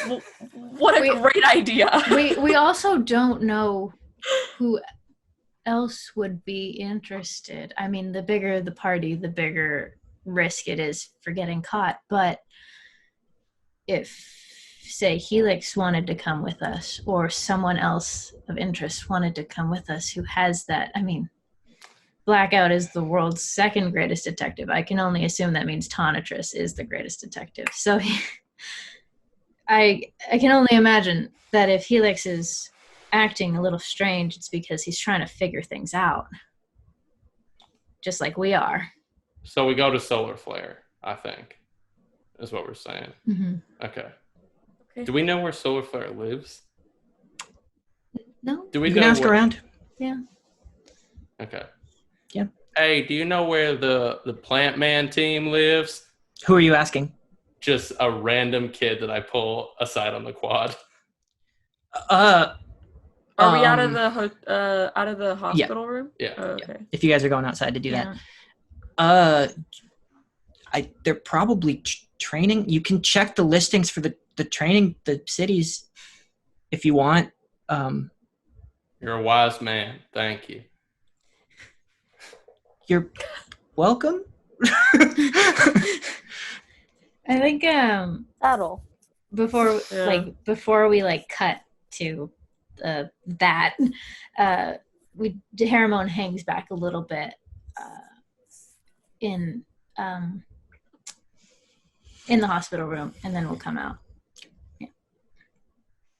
Yeah. Loni probably isn't going to just bolt out of the hospital room immediately. It's probably going to I don't know, pat Backtrack's hand and then go with you guys. Okay. So you guys are on the hunt for Solar Flare. So the student that you talked to said, "Look on the." Excuse me. I used to go to an. Oh man, this is not a good time for me to almost cough. I used to go to an acting studio where we had the ability to rent out one of two theaters, and it had a calendar of who was renting it at what time. Can we say that the same thing applies to the cities? Yeah, you can go to the registry for the training grounds because you can book time in different blocks of the city for yourself. You don't need your mentor to do that. Mentors will do that for you to book bigger areas, but you can freely see who has registered for time slots. Perfect. Do we see Plant Man's team? You do see that Plant Man's team is training for the next 2 hours in the South Training Grove in the woods. Solar flare isn't there. The woods that you guys did the woods that you did your session 0 in. The training woods. Yeah. So they're in that zone. Do we want to go out there? Is there a specific chunk of the woods that is that has demarcations of here's the end of this woodland training? Okay, so are there teams on either sides of those? Because we could just hang out in the woods while we wait. We could do that. I'll actually. It's already 1:00 in game. So actually, I think they would only be there for another hour. So probably us walking over there would take up a good portion of that time. Yeah, it'll take some time. You can dawdle and wait for them to be done. Maybe we look at other information and review all the other information that we have while we're...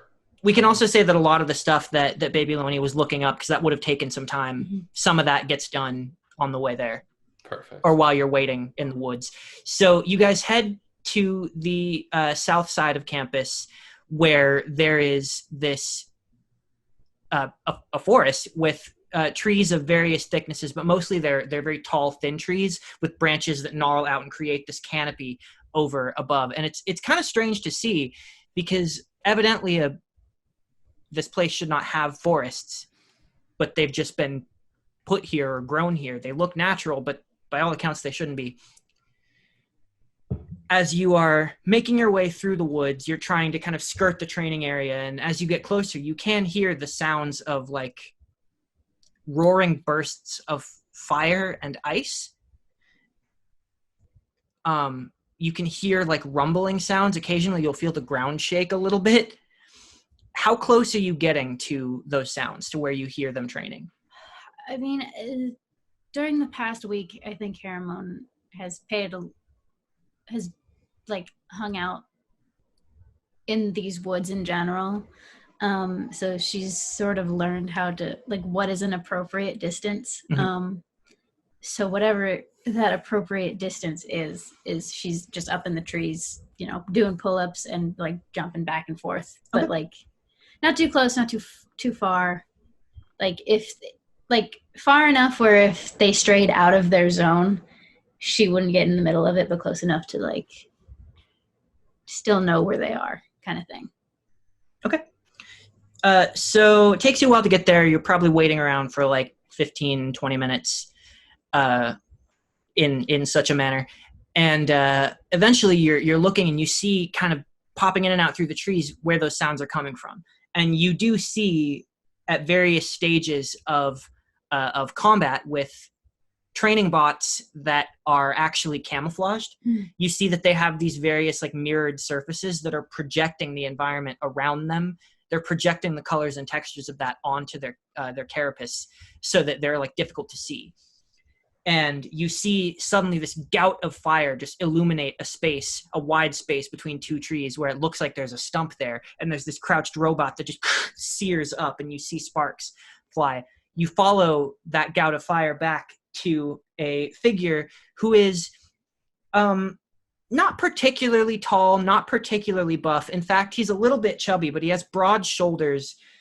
He's wearing kind of, at the moment, sort of a semi-loose fitting Henley with the sleeves rolled up, tucked into like nice workout pants that almost look like slacks. They're well fitted to him. They look really nice. He has kind of wide, strong features, tan skin, wavy, well-combed, like just under shoulder length, dark hair, like dark brown verging on black hair. He has a full beard that is tied in a couple of little braids down here in front of his chin. And as you see his hands are smoking, he brings his hands back in his stance as he's kind of like rocking back and forth playfully, almost like he's doing like a little dance. He's got this big smile on his face as he looks over his shoulder to another figure that is standing sort of with her arms like this, just sort of looking around, like unsure of what to do. A very tall lady wearing a t-shirt with a picture of like an anime cat face on it. She has a headband on and just a ponytail straight back, dark hair with bangs coming down across her forehead, big rosy cheeks, high-waisted pants that kind of flare out like bell bottoms at the bottom. You see her just sort of standing there like looking unsure of what to do. You see a robot come at her and you see her, whoo, and she like goes like this, and this gust of wind like a tornado rises up all around her and pushes the robot back as it goes stumbling. You then see a spike of ice jut up through its body. You trace that back to a kind of tall, lanky, very skinny figure with just ice white, almost translucent, sort of pale bluish skin with hair so thick that it stands up and spikes all its own, completely white like ice, with dark, cold eyes and sharp, almost elven-like features, who is just like bringing up spikes of ice. And finally, you see a figure who is only maybe like 4'5", with this wide smile. You can hear her cackling. You can't really hear what these people are talking about as they fight, but you can hear breaking through the sounds of this, just this rumbling laughter of this lady with long, stringy hair, this big shit-eating smile. You see she's got like thick, chunky arms with tattoos down one side and torn up pants and work boots as she's just pulling up rock structures out of the ground and throwing rocks. Finally, you see the kind of robots are taken down. They all reconvene. They start clapping each other on the back a little bit.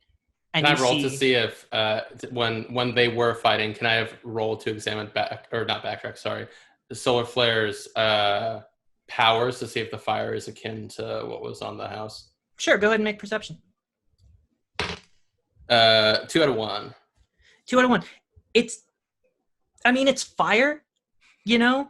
The fire on the house, you've come to understand, fire was not thrown at the house. And you're watching him throw bursts of fire like from his hands, and they just look like little fireballs. So like on the one hand, fire looks like fire. On the other hand, the only real difference is blanket of fire, fire being thrown. Okay. They all convene, and you see riding almost an elevator of vines that seem to wrap around his body, this very tall, athletic man wearing this green bodysuit with hints of like autumn colors streaked across at various places. No particular boots or anything like that. It's just this very like naturalistic sort of bodysuit that he's wearing. His hair kind of falling down in a low ponytail that he has as well. He lands gently on the balls of his feet, and the vines curl up and back around him and back into the trees. It seems as though he's dismissing everyone, and you see Plant Man, who you're starting to think maybe is the reason that there are so many forests, training forests and things. Probably him. As they begin to, some of them are walking together. The lady who was pulling up rocks and this weird like anime snow miser looking guy are walking off together. The really tall, nervous looking lady with the cat shirt is walking with Solar Flare at the moment, and he's kind of got a towel wrapped up around his neck, and she's talking to him, and he's laughing at whatever she's saying, and she kind of goes to ease a little bit.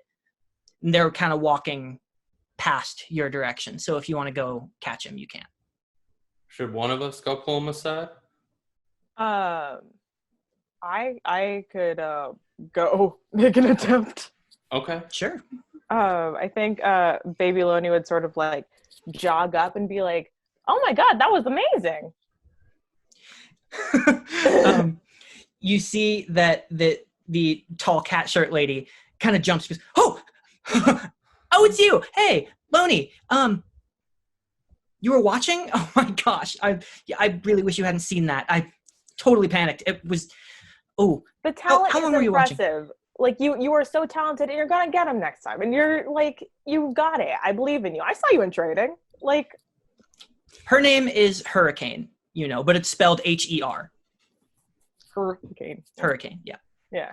And Solar Flare. My God. Wow. hold your praise. I'm nobody's god. What brings you to our neck of the communal woods? I just wanted to, like, bask and maybe, like, understand more about, like, how your cool powers work. Because, like, maybe you could, like, show me some pointers.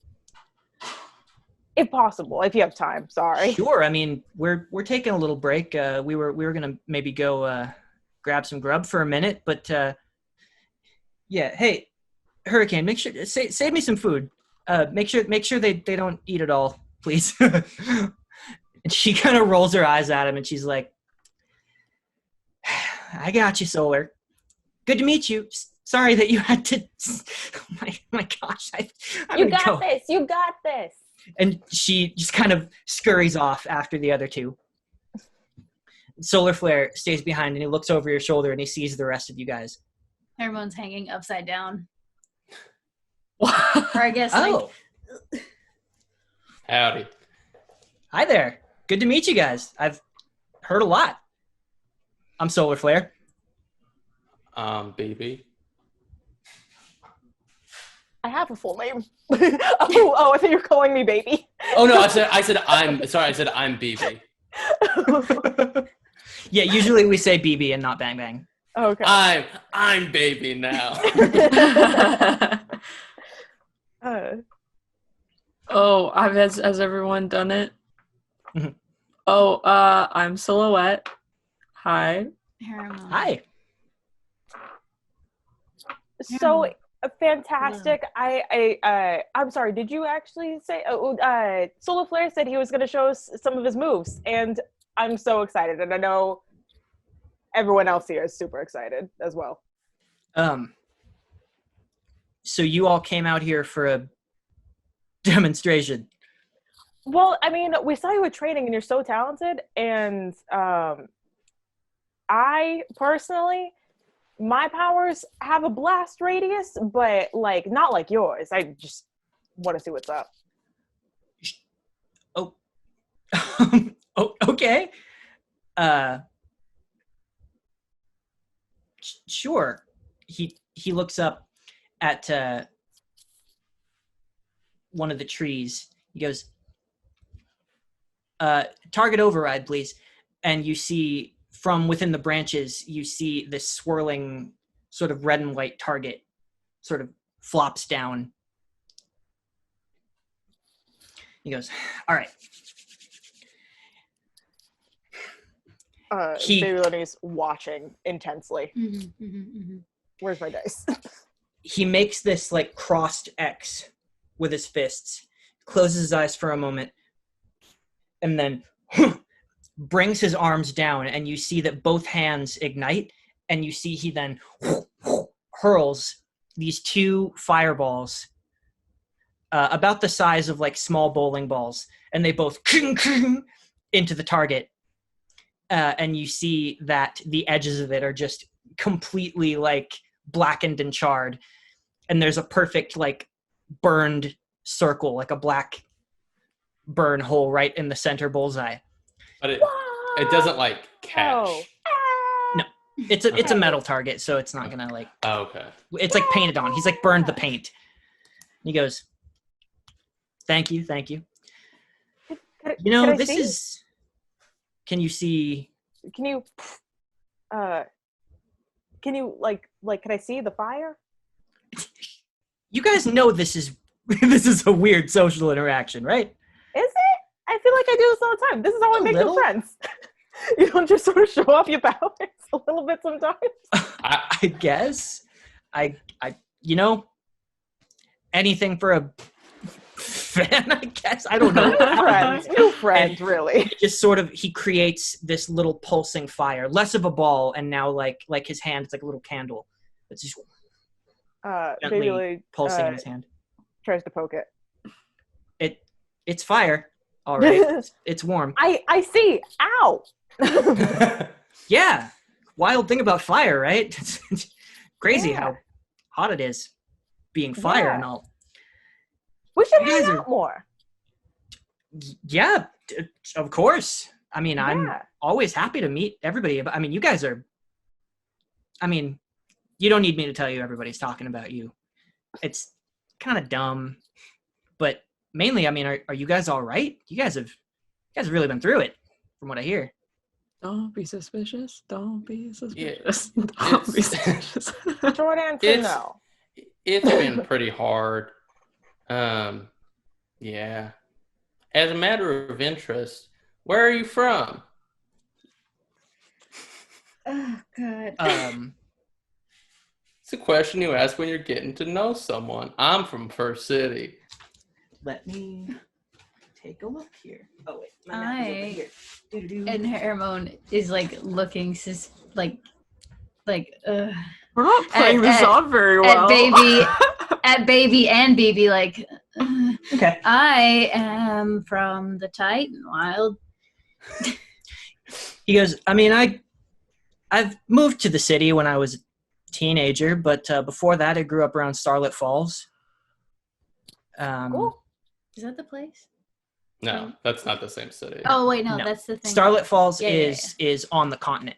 Yeah, yeah. Oh, okay. So no. It is another Alma city Okay. that's in the sort of northeast section. If he is at any point looking at someone else, I think I'm gonna be like, but I'm gonna. I love that Baby Loni's line of questioning was so much better than BB's because she would have been like, why don't you just set this building on fire? See what happens. So I just rolled for it. He kind of narrows his eyes a little bit, and he's like, you guys are really interested in my powers. Did Would you this want to maybe- see ours? I mean, yeah, in general, I'd love to, but again, this is a weird social interaction. I gotta say, is this related to maybe that you guys with the fire and the? Because if you need help, you can just say so. Yeah, I'm sorry. did you want to help? We come are. off as rude. But I mean, I would. I don't know how, but what? we just Let's want, start over. we just- Hi, I'm Solar Flare. What's happening? We just want Loni? insight into if you have any insight as someone who can control fire as to the fire that sort of happened. He throws his head back. Why did you just say so? All right, so here's how it goes, right? I mean, do you want to hear about Yeah. With all my fire? heart. Mhm. Yes. Okay, Plant Man's got us learning all about the elements, about the balance of nature and everything. All right, and we're studying our own individual elements, how they fit in, and so like I'm learning all about the nature of flame and the different ways, doing all this research. So here's what I got. All right, flame-related powers manifest generally in one or both of two ways in any given pyromancer. You've got pyrokinetics, which is the ability to control fire but not create it. Then you have pyroconductors, like myself, who can create fire out of thin air. Well, out of the molecules in the air, but it's all very scientifical. You get the idea. You either make the fire and you throw it around, or you control fire that's already there. You're going to ask me about the house, aren't you? Come on. I want to hear it. Come on. What do you... Ask me what I think about the house. About the house. Well, the house, I think it caught on the outside first and then went inside. Am I remembering that there was also something about like the flames initially not being that hot and then they progressively got hotter? Mm-hmm. I mean, between you and me, Plant Man was in on the investigation for a moment. He went in after the fact to, look into the nature of it, and he shared some of his findings with me because he thought I would be interested. And I am. Are you kidding me? Mysterious fire. Come on. I mean, terrible tragedy, of course, not to diminish that, but I just want to help, you know? I mean, this is what I'm studying. This is what I'm doing. This is practically an independent study for me. So here's the thing about that.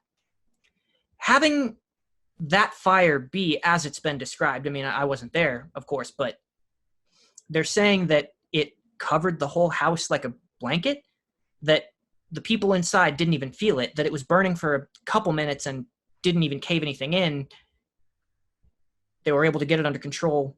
Nobody saw anything suspicious. Well, nobody saw anything fire-related that was suspicious, barring some of the other things I've been hearing. Something like that, I mean, that requires a distinct level of control.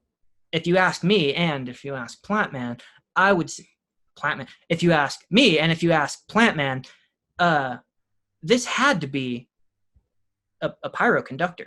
I mean, there was no evidence of a point of impact. No fire was thrown at the place. And if it had, somebody would have seen.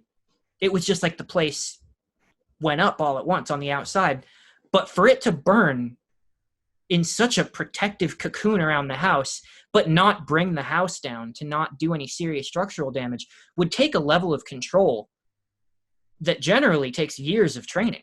I mean, I have some basic pyrokinetic abilities myself as well, but I'm only at the beginning of that, you know. That's hard to control. At this time, I'm just talking fireballs, you know. For somebody to be able to, I might add. thank you. But for somebody to be able to do that, I mean, from what I've been learning, most pyropaths have to maintain eye contact. Whoever did this, they had to be close enough to be watching, unless this is some other power I've never heard of, which is very possible. Powers manifest differently for everyone. Trying to find a specific power is like finding a needle in a haystack the size of Paragon. It doesn't work. But Those are my best guesses. Somebody very skilled did this. And whoever they were, I don't think they wanted any casualties. I think they were trying to send a message. What makes... Oh, wow. Well, if they wanted to kill somebody, they could have. With that amount of skill, to control the fire to that degree so that it didn't injure anyone? What's the game? I'm asking you. I'm not a detective. That's not my area. We're still trying to figure that out, but your information has been really, really, really helpful. Well, really, really, really thanks for saying so.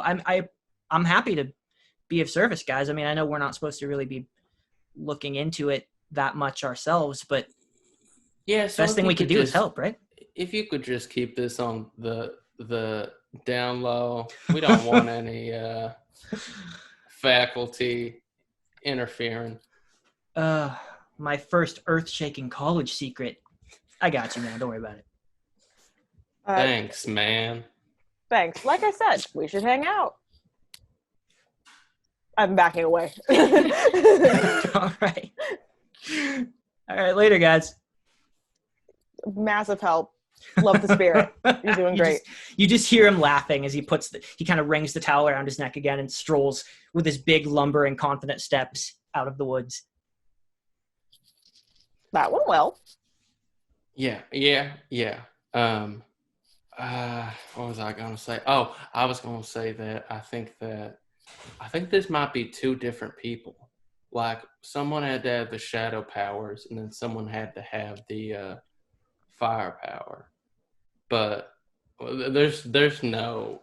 besides Pantheon, who has 6 or 5 powers at this point, how many other heroes are there that seem to have, like, dual powers that are that different?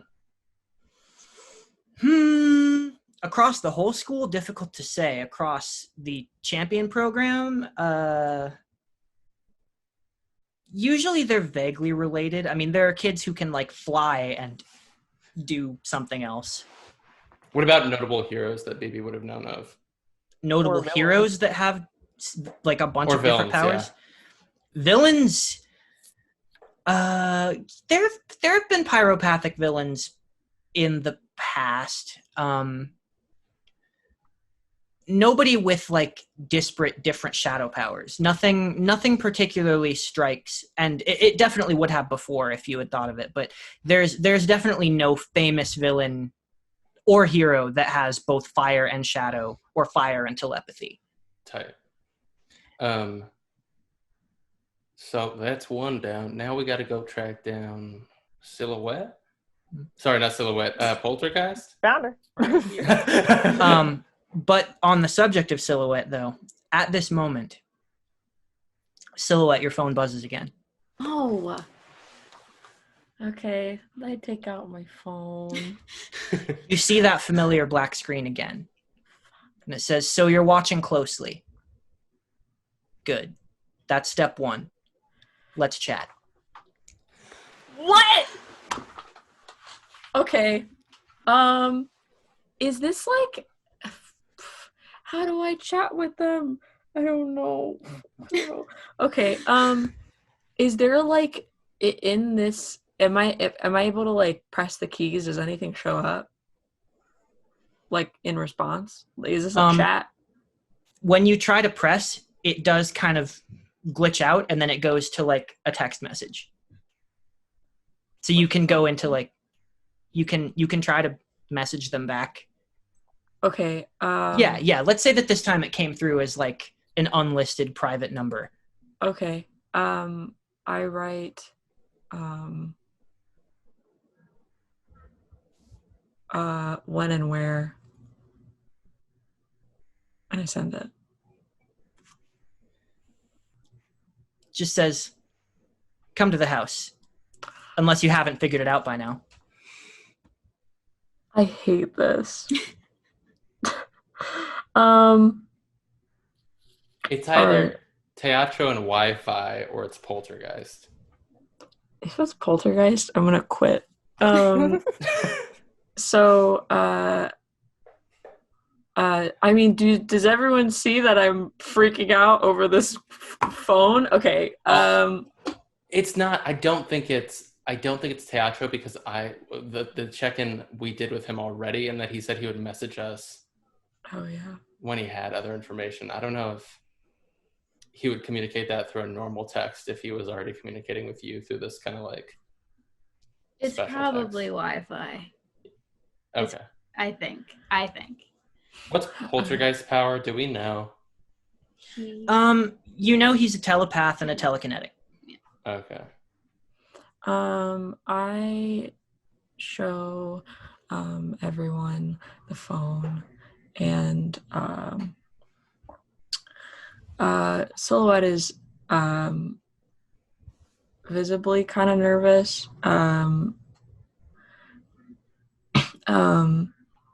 I'm just not sure, like, do you guys want to come with me? Because I feel like now I kind of have to go to the house. Yeah, I mean, we're with you. Okay. I mean, I'm assuming whoever this is knows that you guys are going to be coming with me. So where are you going? Oh, shoot. So when we spoke to Prestige's team yesterday, I think it was, we talked about Wi-Fi and Teatro. Did they say that they probably thought he was over at the Wi-Fi's team's housing? Yeah, I think at this point you probably know where Teatro, where Dr. Quickstep's team is. Yeah. But Wi-Fi wasn't home when we found Rapido. You did get the information that particular day, she left early in the morning. The text did say come to the house, which I assume means a dorm room. So let's go to Quickstep's apartment, house, dorm. Okay. Yeah. Well, okay. Well, if you think it's Prestigious or someone else, we can go there as well. Well, I think it's the house, the burned down. Oh. I thought it was either our dorm or the burned down house. It's probably the burned down house. We should go to the burned down house. We could already cover the bases of going to Quickstep's dorm if you want, though. Wait, why would we go to Quickstep's dorm? To find Wi-Fi and Teatro. We're just trying to figure out where they are. I think you're right that they're at the house. I think we should just go to the house. It's the more like dramatic option. Yeah. So I feel like Teatro especially he's a dramatic boy. Are you guys having this conversation out loud? Like in character? Yeah. More or less probably. discussing this? Yeah. Okay. Well, no. So I think now I don't know. Haramon after that conversation is increasingly getting more and more impatient and was just doing pull-ups on a tree nearby. Not like the more the day has gone on, the more Haramon has started to just generally be in a dissociated state. Jeez. If you guys have the conversation about where to go out loud, which I imagine you have to do because you have to decide where you're going. Yeah. You get another message Fuck. that just says, ugh, just says UGH. And then it brings up your maps and it puts a location on a dorm. On a dorm? They can hear me this whole time? I don't like this. Okay, what's the dorm? It's a place we haven't been. It's not the house. Right? Yeah, it is a place you haven't been, but you're thinking about like who lives in that area, and Quickstep's team is over there. Let's just okay. go. Well, yeah, I guess they gave us the answer. Let's go. You make your way across campus back to the dorms. You go to one of the larger houses, actually. This is one of the ones on the street of the burned house. It is one of those like nicer sort of townhouses, house dorms. And it seems as though Dr. Quickstep's team did take up that opportunity to stay in one of the larger houses. And as you get close, you see that the door is opening at the moment.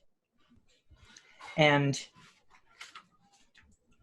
there are, at this exact moment, two figures, one that you've interacted with before and one that you haven't really, who are completely geared up and look like they're on their way somewhere. The first is Rapido, who you spoke to briefly before. The one with just the terrible fashion, his like Hawaiian shirt with his Hawaiian shorts. You see his bionic legs and his sunglasses and his hair pulled back into his little man bun that he's got. But the figure that's walking next to him is this lanky, skinny, but like sort of ropey, muscular, not unlike you, BB, where you have a very skinny frame, but you put muscle onto a skinny frame. So you're just like this very wiry, strong, scrappy looking person. She is wearing what looks like a light Kevlar vest in a dark color over a red and white shirt. She has this metallic backpack strapped on with a bow and arrow, several different arrows. You see that strapped across, holstered on her thighs, are two pistols.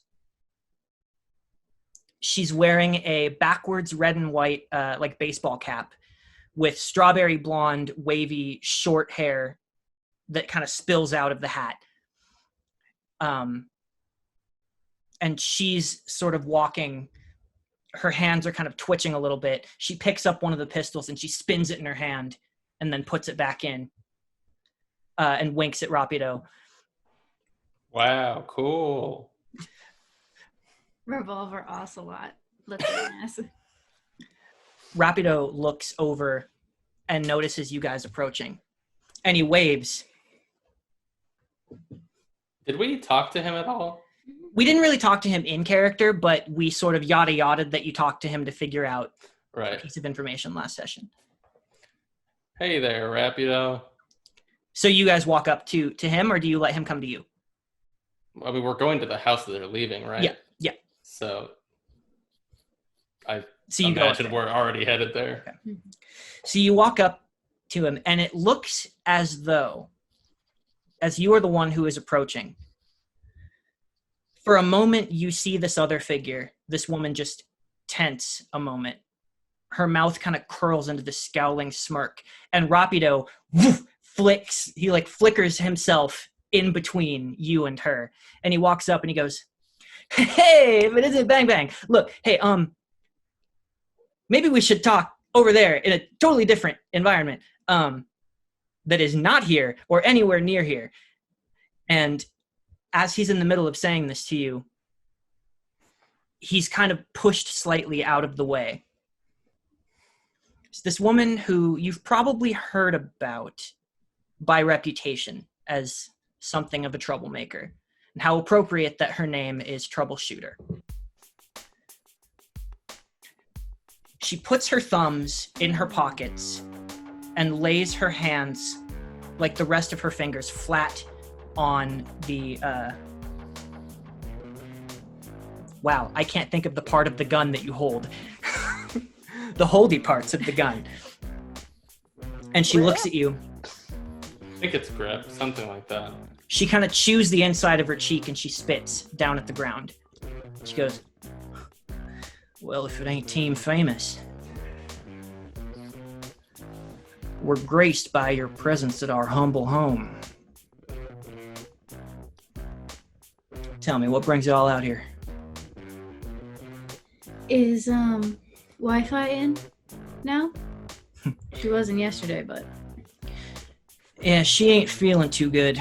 Maybe got that robot fever or something, but she won't be joining us on patrol tonight. Her loss. BB stares back at Liquid BB and goes, "Where are you from?"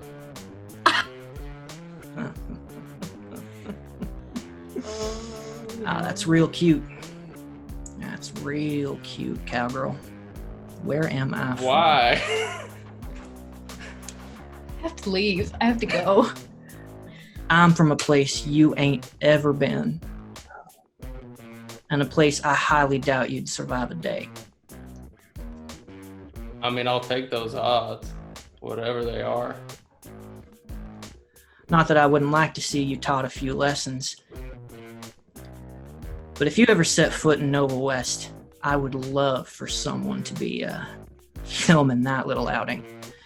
See, it's really interesting because usually I'm the one who is kind of aggressive or confrontational with other people, and I'm not used to getting it in return.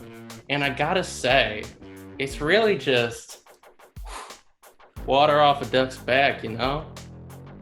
I don't know why people make such a big deal. And you are a big deal, aren't you, cowgirl? Baby pushes past her and just walks inside. You push past her and she grabs your wrist hard. I pull my wrist out of her hand. Make a strength check. Opposed, yeah. Yeah, make a strength check. Paramount by this point is just going. Just going. That is 3 6s, baby. Oof. Oh my god. Okay. BB's going to hell. You yank your hand out of hers, and she laughs. You're a strong young pup. I imagine a little overzealous from watching too many cowboy flicks with your daddy, and suddenly that makes you special. Uh-oh. Ooh, BB's gonna punch her in the face. Yes! All right.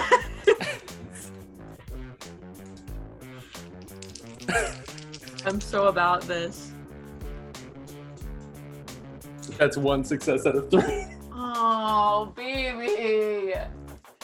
As you go to punch her, she catches your hand in hers.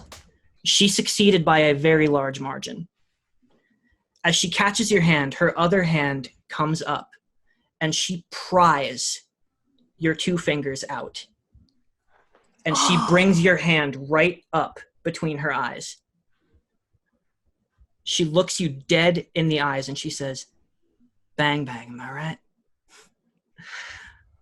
I'm wise to your act, little one. Shouting so you don't hurt nobody.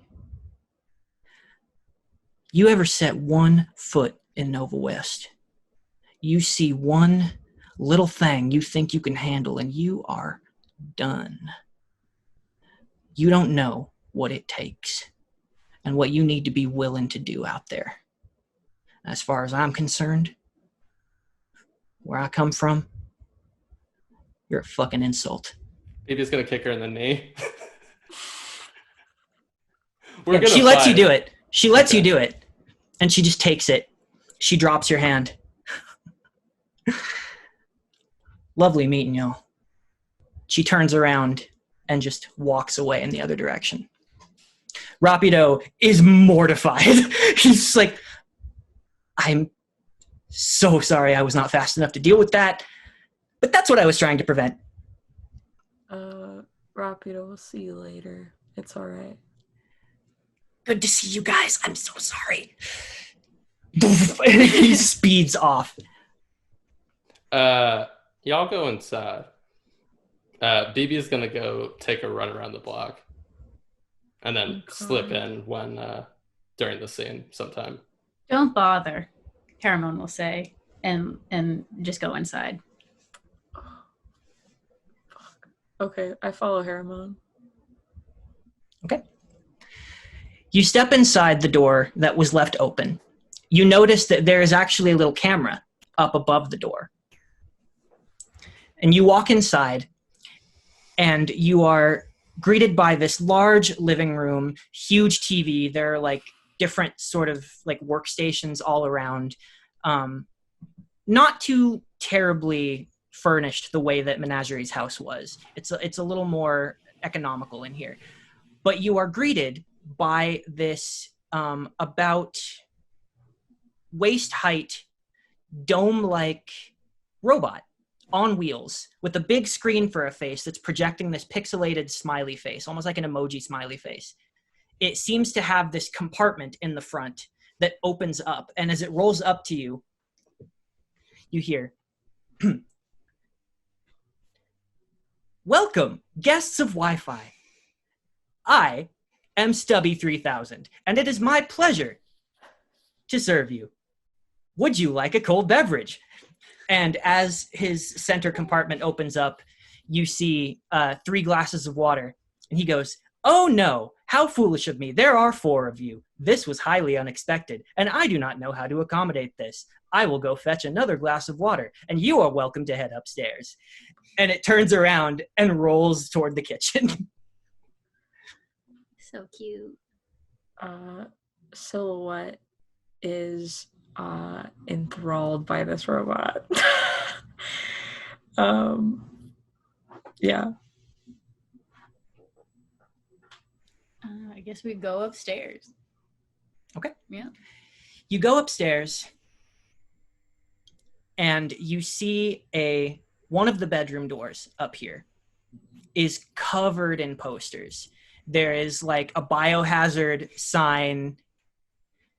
There is another sign that says "keep out," and then in parentheses, "if you're not chill." And there are lots of like kind of bedazzled, like plastic gemstones, like really vintage, tacky, like plastic rhinestones that are plastered all over this door. Does it look like it'd be like what are there other rooms around us? Like, or is this probably Wi-Fi's room? There are other rooms around you, but this one catches your attention because of all the shit on it. You also see that the doorknob is different than the others. It has, instead of an actual knob, there is this touchpad lock mechanism that is kind of hooked into a device on the side of the door. You see another one of those small cameras. It lights up, and then the door unlocks and opens by itself. Okay. I kind of do a little knock, and then I'm like, "Hello," and I kind of push the door open. You push the door open into Command Central. The entire room is built like an office space, and it's like messy organized in a way where there are piles of stuff specifically set out in different areas. Lots of machinery, shelves upon shelves of what look like vintage toy robots. Some of them are just like moving on their own, making this like hum and whir just all around the room. There are massive computer screens and various keyboards and setups all around the room. The other thing that catches your attention is that there are posters all over the walls of what look like, for lack of a better way to describe it, like 80s glam metal bands. And like pop icons. You see lots of big hair and glitter, people with like keytar equivalents, with like leathers and shoulder pads, posters of all over with band names that probably never heard of. Baby Loni might have heard of. Some like vintage Earth stuff. Specific niche culture here. And you see this huge, almost throne-like black swivel chair in front of the largest computer screen, sort of like workstation. The chair swivels around, and sitting in it, with her fingers laced together over her stomach, is Wi-Fi. With her long, curly half shave, big round glasses, round kind of chubby cheeks, just big smile as she looks at you, and she goes, "Welcome to Thunderdome." Paramount will look around and see certain things that she recognizes and be like, "You have good taste." Thank you. Evidently you do too. You're all here. I'm glad that you made it. Sorry for being so cryptic and also creepy. I hope you know I don't usually listen in on people's conversations. Hold on. She looks toward the door, and you see that the light beeps again and the door closes. Yeah, I mean, like I'd be much more excited to see you in any other sense, but like, what the hell, man? This was kind of like an invasion of privacy. But on that note, can you teach me how to do that? I can't teach this. Oh, But right. I can try. I'm always happy to try. On the subject of all the cryptic invasion of privacy stuff, I am deeply, deeply sorry. It was, like, kind of necessary. But, well, she looks over to a shaded corner of the room between just a bunch of boxes stacked together, and you see a figure outlined in shadow step out, and you see Teatro, and he goes, I told you I had an accomplice, and that I needed to know if you could be trusted to find the truth. Now I know. Well, we're here now. So Yeah, and you brought a +1. we Loni, did. right? Loni, comma, baby. Out of surprise, I think one of my side effects happens. Okay. I've been rolling to like, am I so freaked out by all of this that something happens? How do And you then want this to finally manifest? Something, I don't know. I did get I rolled like my 2 power dice, and if I got a double failure, but like a little bit of power like toots out, and like and I don't know, maybe glitches or breaks something small. I don't know, or just something on a desk topples over. Sure. I'm going to say one of the toy robots on a shelf sort of nearby, lower in height near you.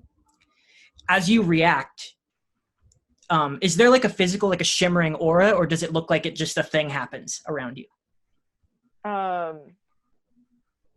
think it would I think it's just a thing that happens, but Okay. probably it would be noticeably me, because I'd probably do something like jump a little bit, and like then it would happen. Okay. So as you jump a little bit, you guys see one of these robots that is perfectly still. It's not one of the ones moving. Flies off the shelf across the room and goes clattering. The head kind of breaks off of it to the other side of the room. Wi-Fi just looks at that with a like completely just straight face, and then back at you and goes,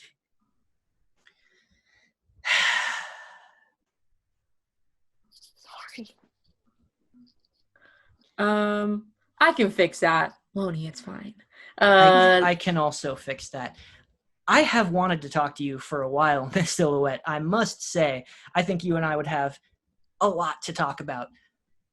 Then again, we all already have a lot to talk about. I mean, you guys are in on this. You're investigating, which is good. That's what I like to see.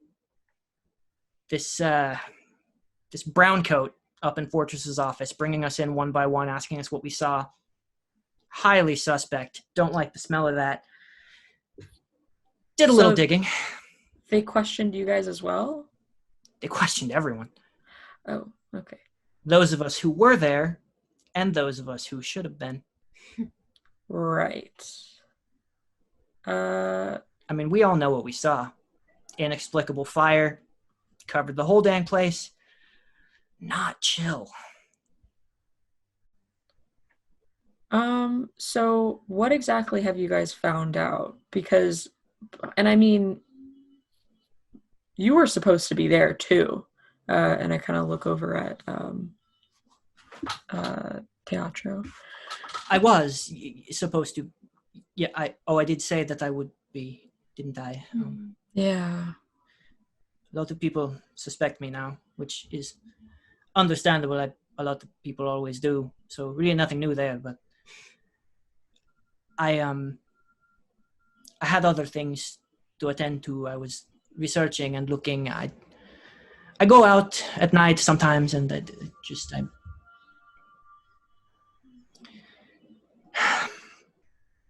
I'm sorry. I didn't mean to let you down in that way. I don't do well with big crowds. Well, neither does BB, but She figured that out. Teatro kind of looks away like he's really embarrassed. His cheeks kind of flush red. And Wi-Fi gets up and she just sort of hover hands him on the shoulder but doesn't actually touch him. She nods to him and she's like, hey, we've all got our quirks. It is what it is. But you came for information. Yes. And I am nothing if not a provider. By now, I'm sure you've already determined our intrepid writer, Amy Magden, writer of The Last Article. What I don't imagine any of you have seen yet was that it was her last article. She was a prolific writer, but that was the last thing she ever wrote.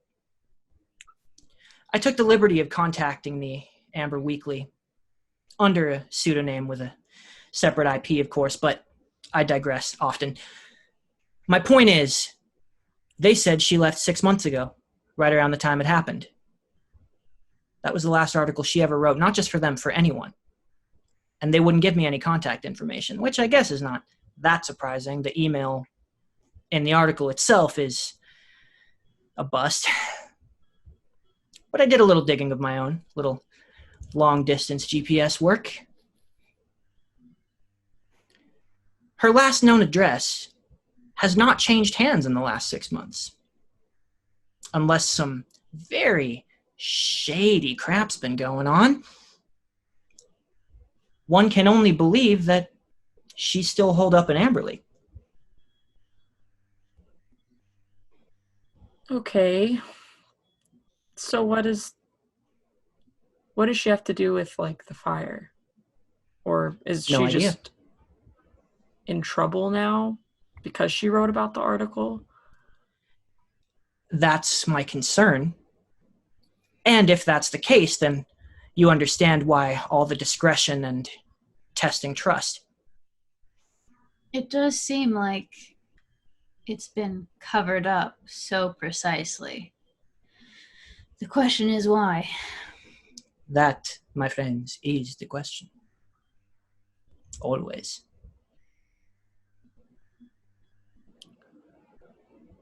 Okay, so what about Backtrack? Do you guys have any information about him? No, nothing substantial. I only just heard about it today. It's a shame. Or Yeah.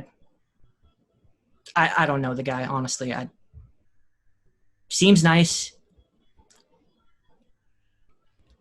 Is that all you found out? Or is there more? No, I mean, that's Shazam? about as far as I could safely get. Do you know? Well, I think if possible, sort of nervously, Baby Loni takes out like her phone and starts like Googling like Amber Magden a little bit more closely. Like, where did she go to school? Is she someone that had powers? And like, Okay. Looking into that, I think that's some stuff that could take up like the next couple days or the next day or so that you could do. In this exact moment, I don't know if you really have. I mean, you could just start looking in the middle of the conversation, but sifting through research like that will take a little bit of time. Faster for you than for I thought other it was a people. quicker Google, but Okay. Yeah. I mean, just like you could do like a quick search, but there's a lot of like roundabout stuff going on. And, but just off the top of your head, like, yeah, you feel like you could maybe look into her credentials pretty easily. There's nothing particularly suspect there, but yeah, you find out a bit about her. Yeah. You know that she has a family. You find out that she has a family. She has a husband and at least one daughter at the time of the publication. How old is the daughter? Do I know that? No, I don't think that information is public. Okay. All right. I wonder, I don't know. I'm, shooting absolutely just scattershot thoughts. Do an idea. Amy Magdon could be a pyromancer or something. You think she set the whole thing up? Maybe. Interesting. Thoughts. Possible. Hypotheses. I do like where your brain's at. So would that make our fire her as well, or a copycat?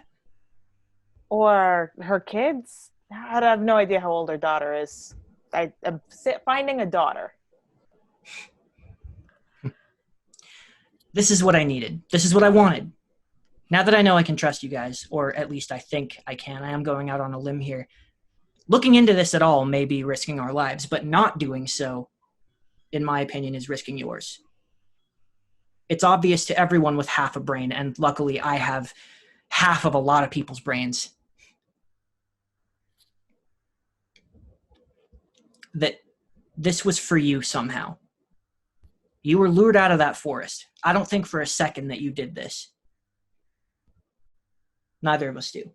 Teatro nods. She goes, but we're on the fringes of this. We can get disappeared like, not like nothing, but no one's going to necessarily take us that seriously. Nobody likes a conspiracy theorist. Now, I keep mine to myself, and I'm on a relatively high-profile team, so I can get away with a little bit of day legwork that Teatro might not. He nods, and he smiles knowingly. She goes, but aside from some long-distance moonlighting, hands-on investigating is not really my bag at the moment. I am working on something that'll make that a little easier, but we'll get to that later. Not today. But you guys have a tendency to take things into your own hands. And so does Pantheon. Maybe you guys don't fully understand the scope of that just yet. But all of this, Guest's interest in you, being placed on Pantheon's team after all this time, the fire, the voices, all of it, it all points back to you. That means it's your asses on the line. I want to help. Not just for you, but for all of us. I don't want to see anybody get lit on fire. Do you want to see anyone get lit on fire? I really don't. I think that's terrible. Really? No. Travis. I think we're all on the same page of no fires happening is probably for the best. But I guess at this point, it's difficult to know who to ask. Because everyone's almost just as worried or in the dark as we are, even with what we know so far. Do you have any more leads? You have everything I do. What you do with it from here is up to you. We just want to do what's right. This feels right.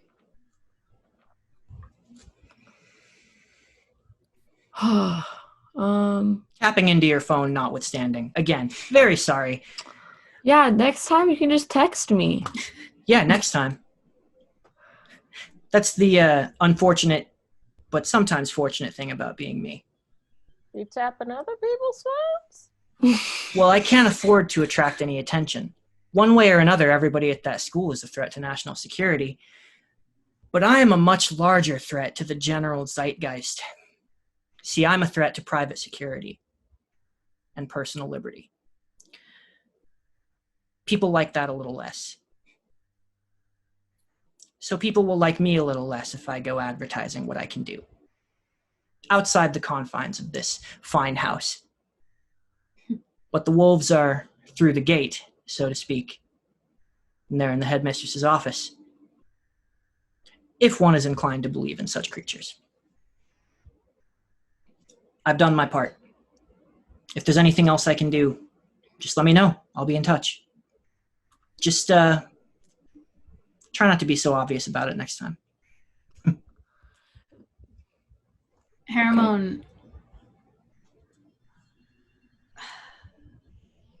Haramon's been trying really hard to keep any emotion in check. Mm-hmm. And I think she just huffs and leaves and doesn't even say bye. And like, if you try to keep up with her, like once you guys are out of like, she will just make it very clear that she's power walking and does not want to be with anyone right now. All right. I think Baby Loni would just say like, for Backtrack and for all your help, thank you. Yeah. Thank you, Teatro. Thank you, Wi-Fi. And also just like, I kind of get, maybe not on the same scale, what it's like to have a shady power. A lot of people can make a lot of assumptions about a person. But I think you're pretty cool. Could you tell Bang Bang for me when you see her? Tell her that I'm sorry that I couldn't show up. Oh no. We can't all be brave all the time. He kind of Oh, scratches that his head a hurts. little bit.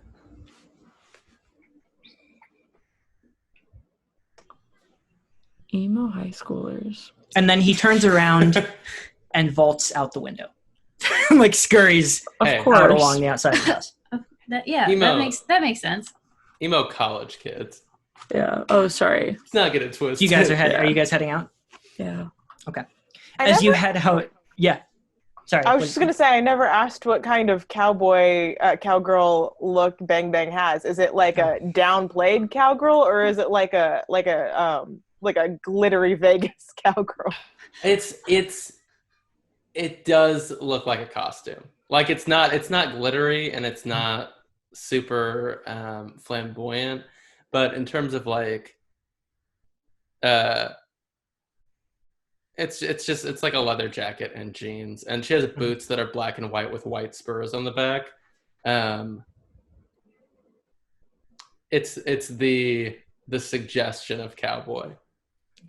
Suggestion. So you all step outside. The sun's getting higher before it eventually gets lower. You're standing out in the dorm house area. You know you're not too far from where you need to be tonight. It's only going to be a couple of hours before it goes from afternoon to evening. And that's when Ivy has requested that it would be okay for you guys to come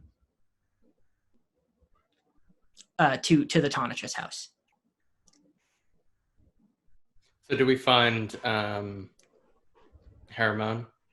Baby's kind of just, when you guys walk out of the house, she's sitting on the sidewalk out front, kind of just messing around with her pocket knife. She's watched Harriman walk by and kind of power walk back to another side of campus.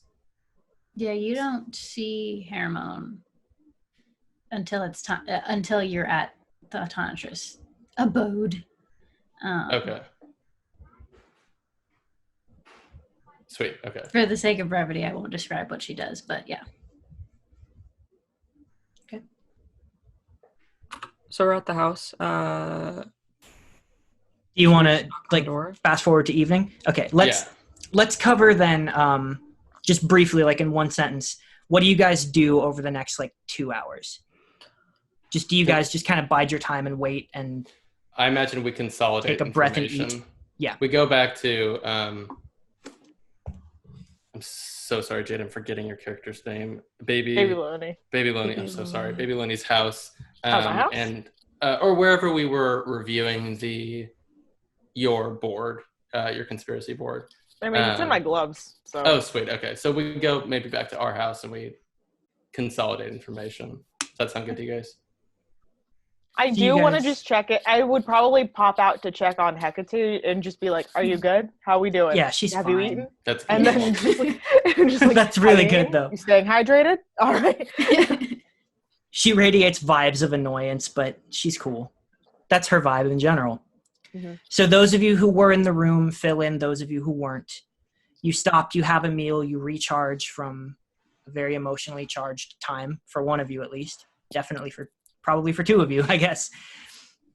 And as evening rolls around, you make your way back to the kind of dorm house area and head to Team Tonitrus's house. You knock on the door or ring the doorbell. Knock. Okay. You knock, and it is answered by Ivy in his usual red and white tank top with Roman numeral 4 on his name. For Jade, that's why his name is Ivy, because he can grow 2 extra arms. So his name is 4, but it's Ivy. Yeah. We love him. He opens the door, and you can hear like very happy pop music playing in the background, like somewhere in the distance. And he's very like, he looks like he's just toweled off, or like he just took a shower or something and like put his clothes back on. And so he's like kind of wet, and his beard is like really fluffy at the moment.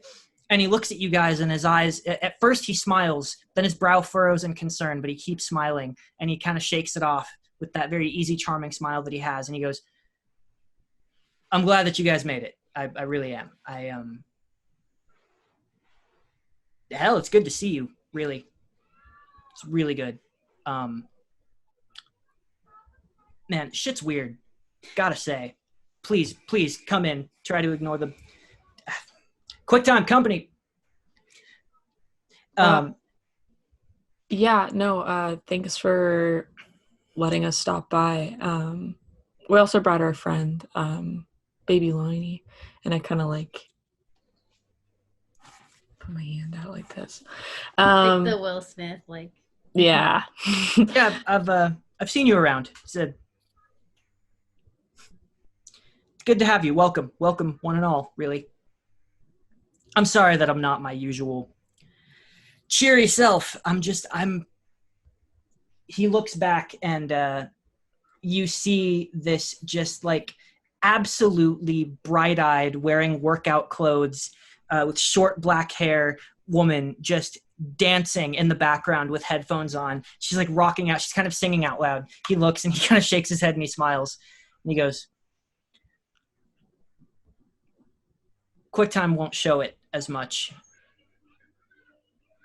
but I'm worried about Helix. He's he's always Helix, but I've gotten to know him pretty well, or at least as well as you can, over the last few months. And we were friends before we got put together. It's probably why you were put together. And I've seen him. Yeah, maybe. I've seen him shut down before when he's processing something, but I've never really seen this. I don't know what he's doing. Every day since the fire, we've come home from training. He goes out with us. He's quiet about it, but then we come home, he locks himself in his room, and we don't see him until the next day. He's up there now. I don't really know what he's doing. I'm a little confused on the timeline, because wasn't the fire 2 days. 2 days ago? Yeah. So for 2 days. So, okay. Just makes it sound like it's been longer than that. But okay. Yes. But you guys were there. You saw him. I mean, you would know if anything weird happened. He told me what happened. So I figured he was just, processing it, trying to figure it out. He's got that investigator brain, which admirable. Tonitrus is really trying to get us all into that mode, and it's not. I'm digressing hard. Look, my thing here is he needs help. He won't tell me about it. Maybe he'll talk to you. Yeah, I mean, that's why we're here, right? Yep. Um, So do we all want to go up at the same time and have 4 people at his bedroom door? What's wrong? Why are you sad? I can go if you want. Sure. I'd be okay. I think BB might just go. You want to tag team it? Yeah. Okay. in So case one of who- us gets like lost in the In the social house. convention. Yeah. So Oh. who all is going? I guess I'm I- gonna stay Oh, back. I mean, you might feel as like- well all go. yeah, I guess. We could all go, but then like BB and I enter first and Mhm. see what the vibes are, you know? Okay. Sure, yeah. Yeah, I mean, I was also gonna say like, baby Loni probably should also come with because Yeah. like investigative Investigator Yeah, buddies. absolutely. clue gathering. Like we We're need like her.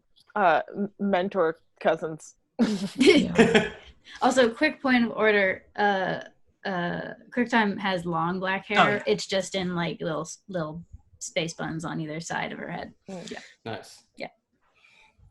If we stayed downstairs long enough, I think Baby Loni is just like so exhausted emotionally by the day. She put all of her pep into talking to Solar Flare, and so now she's kind of like, and she's like this close from asking Ivy if he needs to buy 2 sticks of deodorant at a time. And like, just like, Oh God. So Ivy leads you guys upstairs to a closed door. The first thing that stands out is you guys smell this very sweet but earthy smell. It's almost mushroom-like in a way. There is a gentle mist-like smoke pouring out from under the door.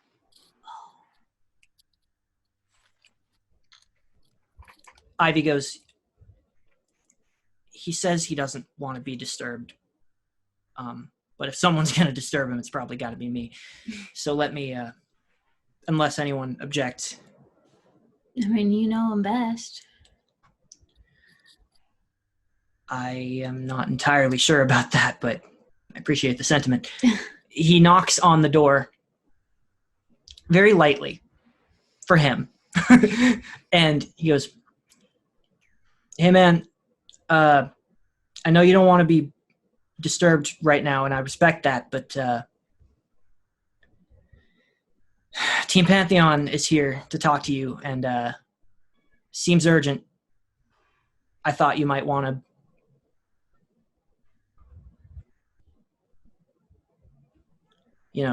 if you want. You wait. No response is forthcoming. I'm gonna knock on the door. I'm gonna say, you sure you don't want to open this door?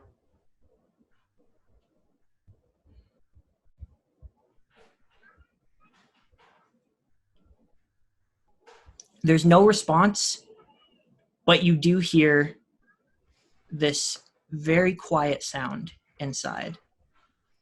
This sort of sound. Like just like gentle, fast sort of exhales.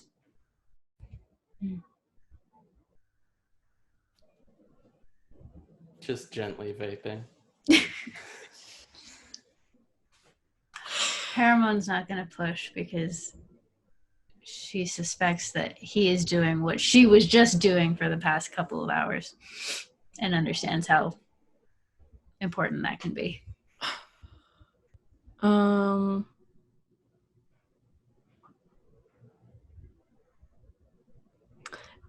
Silhouette.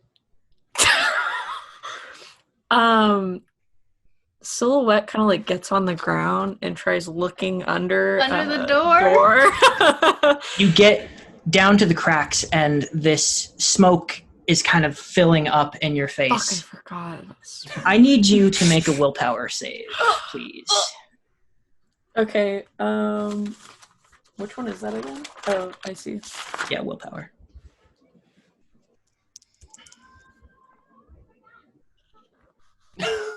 No! 0. Oh, no. So as you breathe this stuff in, at first you're like, it kind of smells nice. It kind of feels all right. And then no. as you move, it almost feels like you're in slow motion. Everything is a little bit louder. There's this clarity. It's a little overwhelming. Everything is kind of buzzing and and slow, like you're moving through tar. Cool. Okay. Well, then in that case, silhouettes just how much is it like affecting me like On a 0, it's affecting you a bit. You only breathed in a little bit, so it's Okay. not like horrible, and you'll shake it off soon, Okay. but you feel like lightheaded and this strange, like, just that weird sense of clarity, slow motion. Okay. Everything is just outlined around you and Silhouette, are you okay? blurring detail. Yeah, I try getting up, and I'm like, yeah, he's smoking something. You're known for like hotboxing in there. I don't really know enough about Helix, and I kind of like look over at Ivy. Ivy goes, I don't know what this stuff is. He told us to not breathe it too deep, but that it's not harmful. Something he brought from home. Okay. I'm gonna like knock a little louder on the door and be like, Helix, I mean, I don't know if you can hear me, but we really need your help at this point. All of us are really tired. All of us. I get it. But can you please open the door? Please. You hear the shuffling of footsteps coming across. The knob turns and the door opens. But he doesn't stay there long. The room is now darkened. The light, he actually turns the light on his way over, and you see the burned embers of a series of candles arranged in a circle in the center of the floor. Very sparsely furnished room. There's just the bed, maybe one chair, a desk.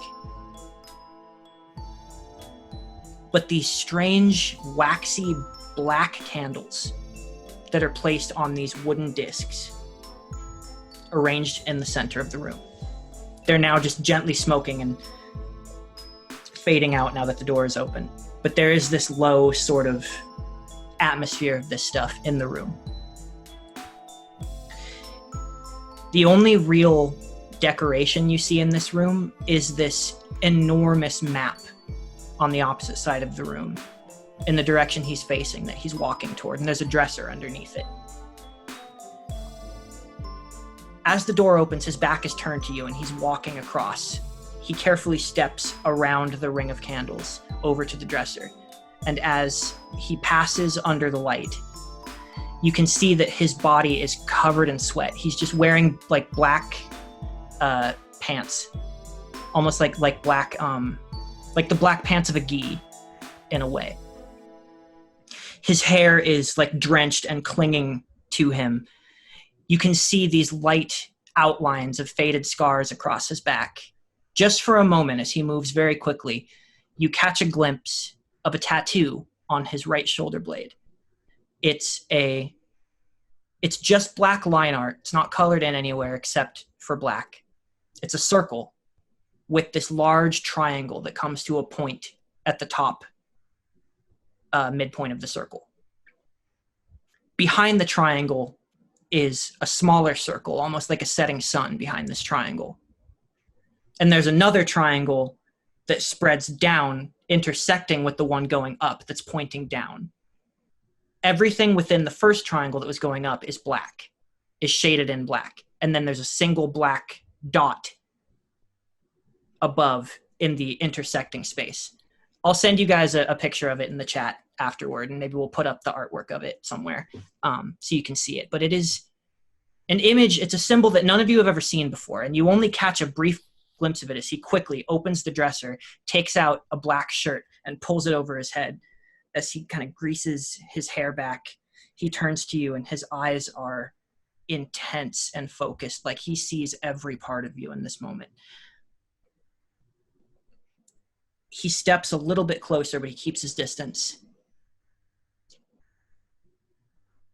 He begins bending down and picking up all of these candles and placing them back up on the dresser underneath this huge map that he has. looks almost hand-drawn. And as he's putting them away, he turns his head just kind of halfway over his shoulder to you guys, and he goes, "That was a dangerous thing you just did. I mean, not dangerous, but Ivy knows better than to let you breathe that. It's a little rough the first time." Well, I seem to be holding up fairly okay. I think it's worth it if we're able to talk to you. I'll breathe in more if we could talk more. I don't recommend it. He looks back at Ivy, and Ivy smiles at him, and he goes, Helix, despite himself, just sort of almost smiles, but not quite. "Thanks, Ivy nods to you guys. He goes, "Good luck," and walks down the hallway and back down the stairs.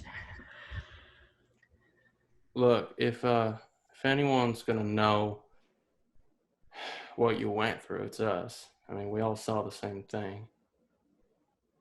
What I went through? Not went through, but we all fight shadow monsters in a forest, and you fall off the face of the earth. Oh, you... Look, I appreciate you checking in. And he looks to Baby Loni and he goes, "And it's good to meet you. Baby Loni. Hi. Nice to meet you. I'm on Blackout's team." Yeah, I know." He shakes your hand and he goes, I've heard a lot about your work. You're a promising, very, very promising detective. No, not promising. Successful, currently. I mean, you're working with Blackout, and that guy's... He's, skilled." Nice of you. If anyone can understand what happened to my teammate, it's probably you. Backtrack? Yeah. I mean, what did I wasn't at the party. And you seem to be able to, you've got, I don't know, investigation skills. What did the shadow things look like to you? I've never seen anything like it, but they were solid. Haramon can back that up. They left marks, light imprints in the grass. Flickering movements. Inhuman, obviously. It had an amorphous shape until it divided into mirrors of the four of us. They didn't do any damage. They weren't trying to do any damage. Neither did the fire, from what I could see. This was a message to we four. I don't know why and I don't know what. I'm trying to understand. But I think you mistake what's happening here. I appreciate the concern, but I'm fine. I just, I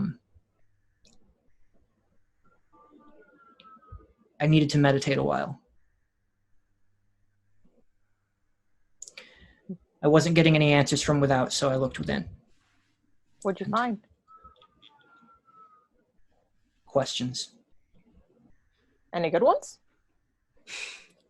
He looks back at the map just for a moment.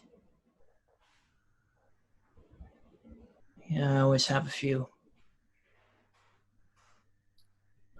He looks back to you guys. I don't know anything. And I spoke to Detective Asher. Told her everything I know. As for what happened to Backtrack, I can only imagine that you're all involved somehow. If you'd care to fill me in on what happened there, you're welcome to, but if you want my guess, I'm thinking that you all went back there on his not terribly well-informed dare. You did your best, and I appreciate that, but I don't know what to think right now. I know that you're all doing a lot more than anyone else seems to be.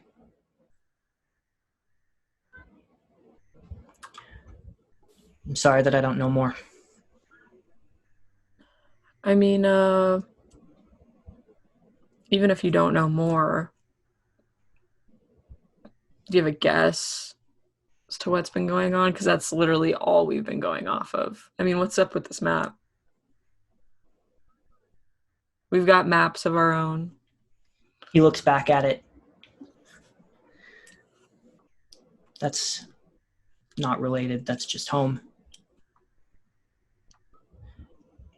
You guys can go ahead and make intelligence checks. Anyone who wants to see if they know what this is.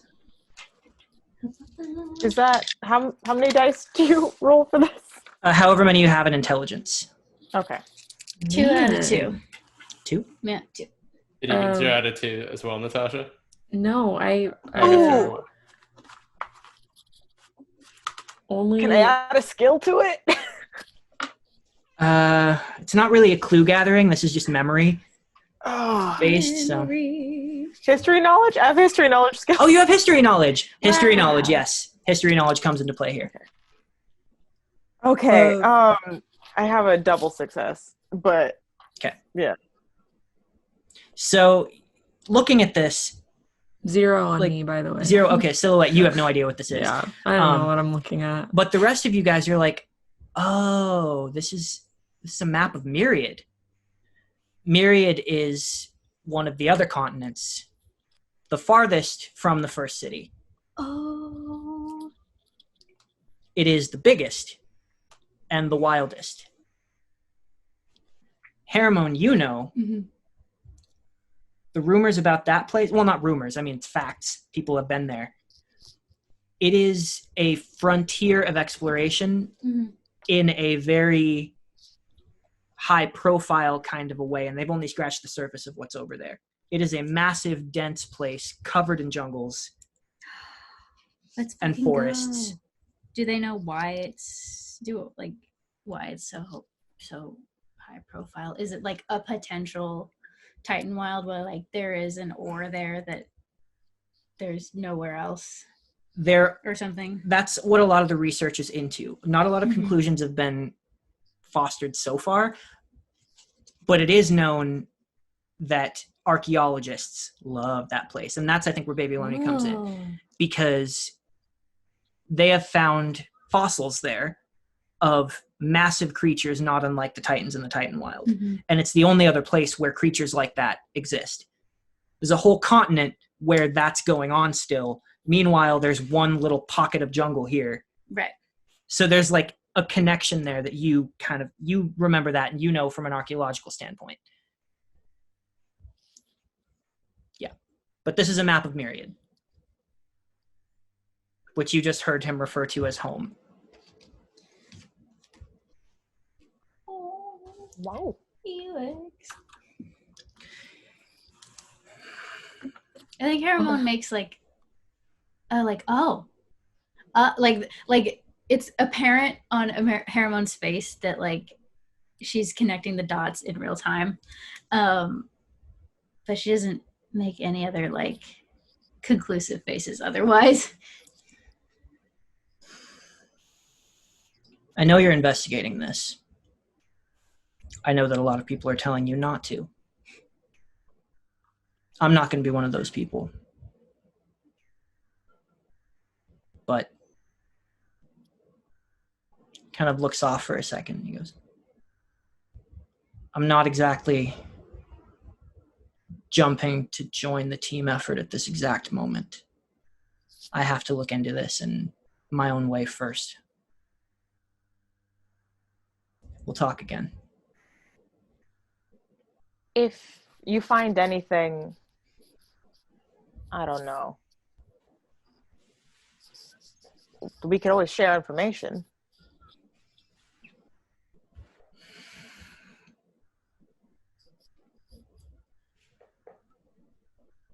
We don't have to do this alone.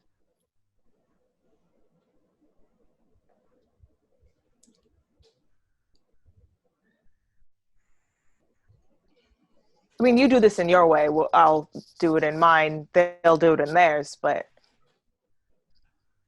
coming together to share what we find doesn't seem out of the question.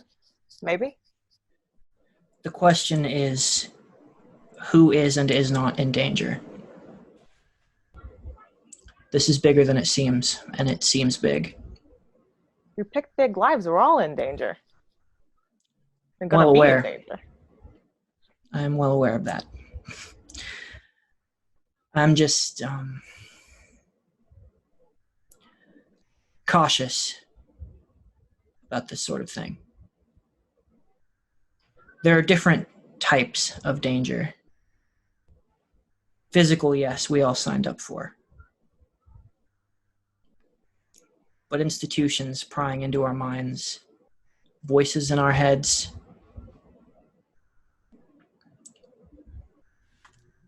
generally speaking, no good reflection comes from a black mirror in the woods. We're not out of the woods yet. All right, well, if you ever decide to stop holding sad seances in your room and want to actually participate and share information and try to save people, you know where to find us. And BB closes his door, but she like slaps her number on the other side on like a piece of paper. Haramon. Did you close us in with him? Oh no, well, I kind of thought we were outside, like Yeah. like at the door frame. I don't think any of us actually went in. Oh. But or if that's the case, then BB just like throws her number down on the counter and leaves. Haramon will try at least to put their foot in the door frame. Effectively getting it slammed on, but that's fine. And just gives Bang Bang the most simmering, furious look that like this is the most like down and out vibes you've seen Haramon, but like you've never seen Haramon get ridiculously angry or emotional so far yet. Doesn't say anything, but just gives you this like death glare. She shrugs and walks out. Do you turn back to look at Helix again? Oh, there. Silhouette. Yeah. So we're not in his room anymore? You're in his room. Oh, okay. BB's just leaving. Haramon never went into his room. Just okay. is in the door frame. Was in the door frame, yeah. I'm assuming I'm with baby Loni with Helix in the room. Yeah. Okay. Well, I look up to Helix and I'm just kind of like kind of on the same sentiment as what baby Loni has been saying, but you know, we're all going through this together and it's really scary. And like I said earlier, we're all becoming increasingly more tired. So if you do have anything that you learn, please let us know, because I would hate for one of us to end up like Backtrack.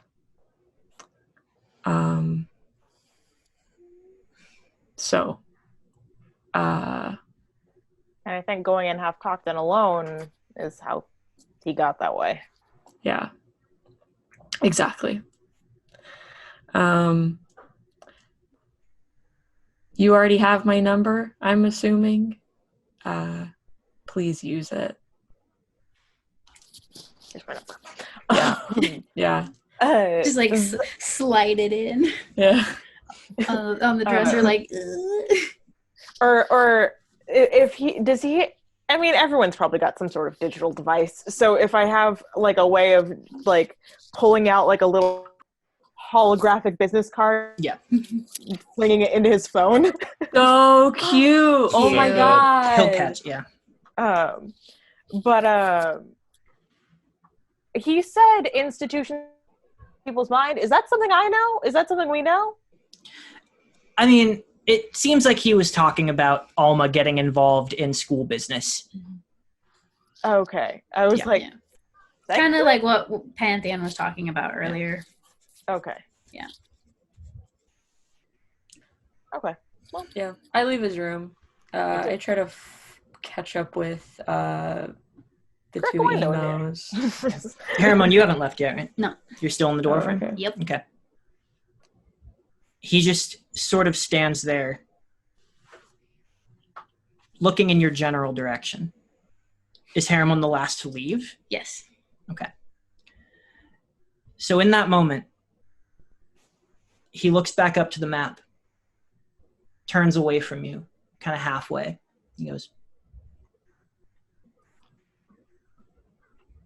"They say your home is the Titan Wild. It is. Then you know how important it is to hold on to what's come before." Yeah. He looks back at you and he looks you straight in the eye, and you see dark lines under his eyes that he may not have slept for 2 days. And he takes one step closer, and once again he's standing where the ring of candles had been, the map framed behind him. The light is just casting dark features as his hair clings to his face, and he looks at you through the strands with those dark eyes that he has. He says, "Then you know better than anyone that the future, it's writing itself on a template that we can't read.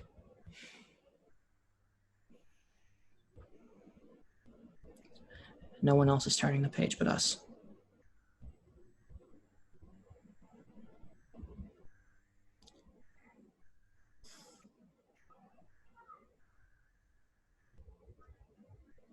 Can I ask you something? And you don't have to reply or continue to engage with me. It's kind of forward, but do you feel other here?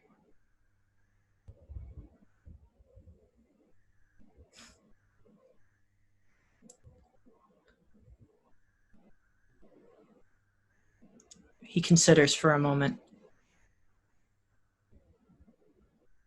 He looks back up at the map.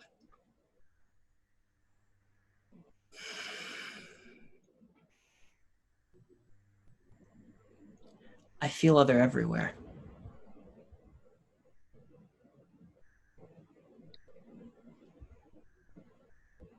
But I prefer it that way."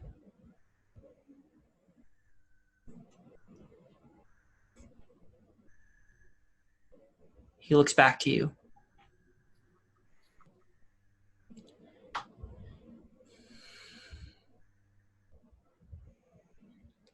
Other than what, anyway?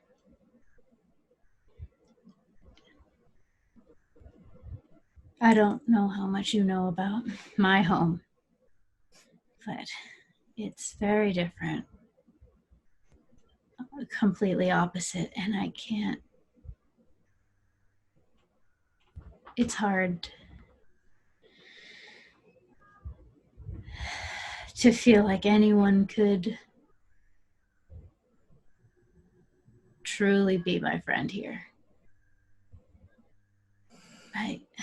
It's hard to explain. It's just, I'm out of place, and I'm constantly reminded, just from the fact that you have to give paper with numbers on it to people so those people can give you food. Sorry.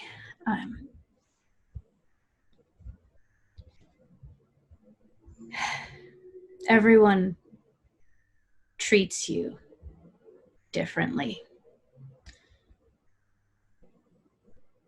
I guess I wanted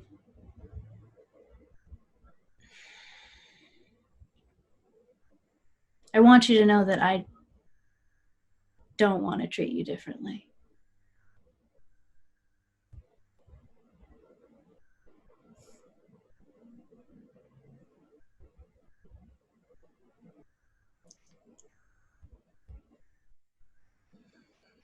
And I don't know what that looks like. And I don't know if that's, again, too forward. But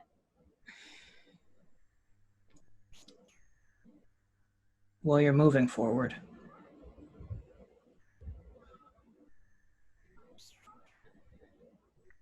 You asked me if I feel other. Here, anywhere.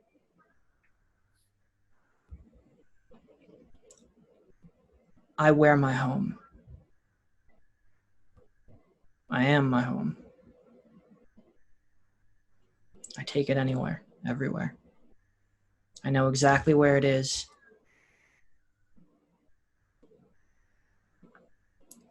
But I never really set foot inside.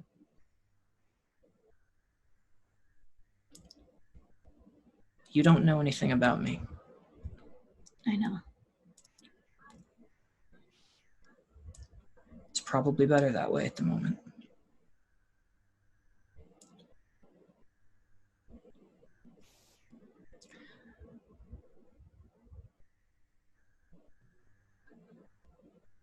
I can't make any grand statements about my people.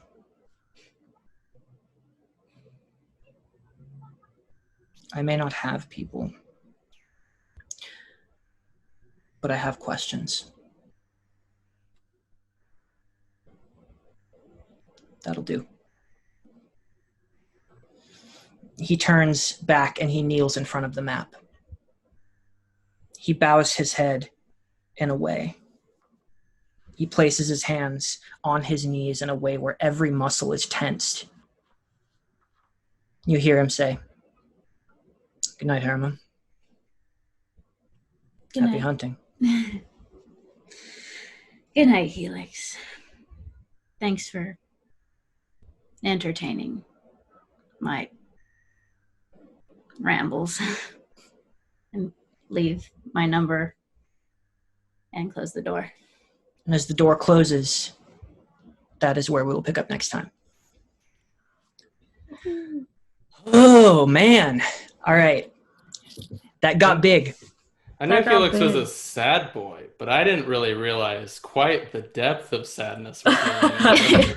That was a lot. that was superbly sad. That was so much. I really Oh, appreciated two stiff, awkward people like, do you want to be friends? Jade, thank you so much for joining us. I hope you can join us next time for the second Jade. part of the 3 days of investigation, boys. Thanks for having me. I keep making that noise, but I'm so excited. All right. Thank you, everyone, for joining us. Jade, is there anywhere that you want to plug, anywhere that people can find you? I was in, I wrote a story for a comic anthology a couple years ago called Elements Fire, with, I forgot what the press was, but it's, a really great, comic, with, work by, artists of color. My, Instagram is one_Jade. ONE_Jade. And Yep. JAIDE. JAIDE. There's an I in that, Jade. Yep. Okay. See you guys next time. Don't be too sad. Don't be sad. Be glad. I don't know.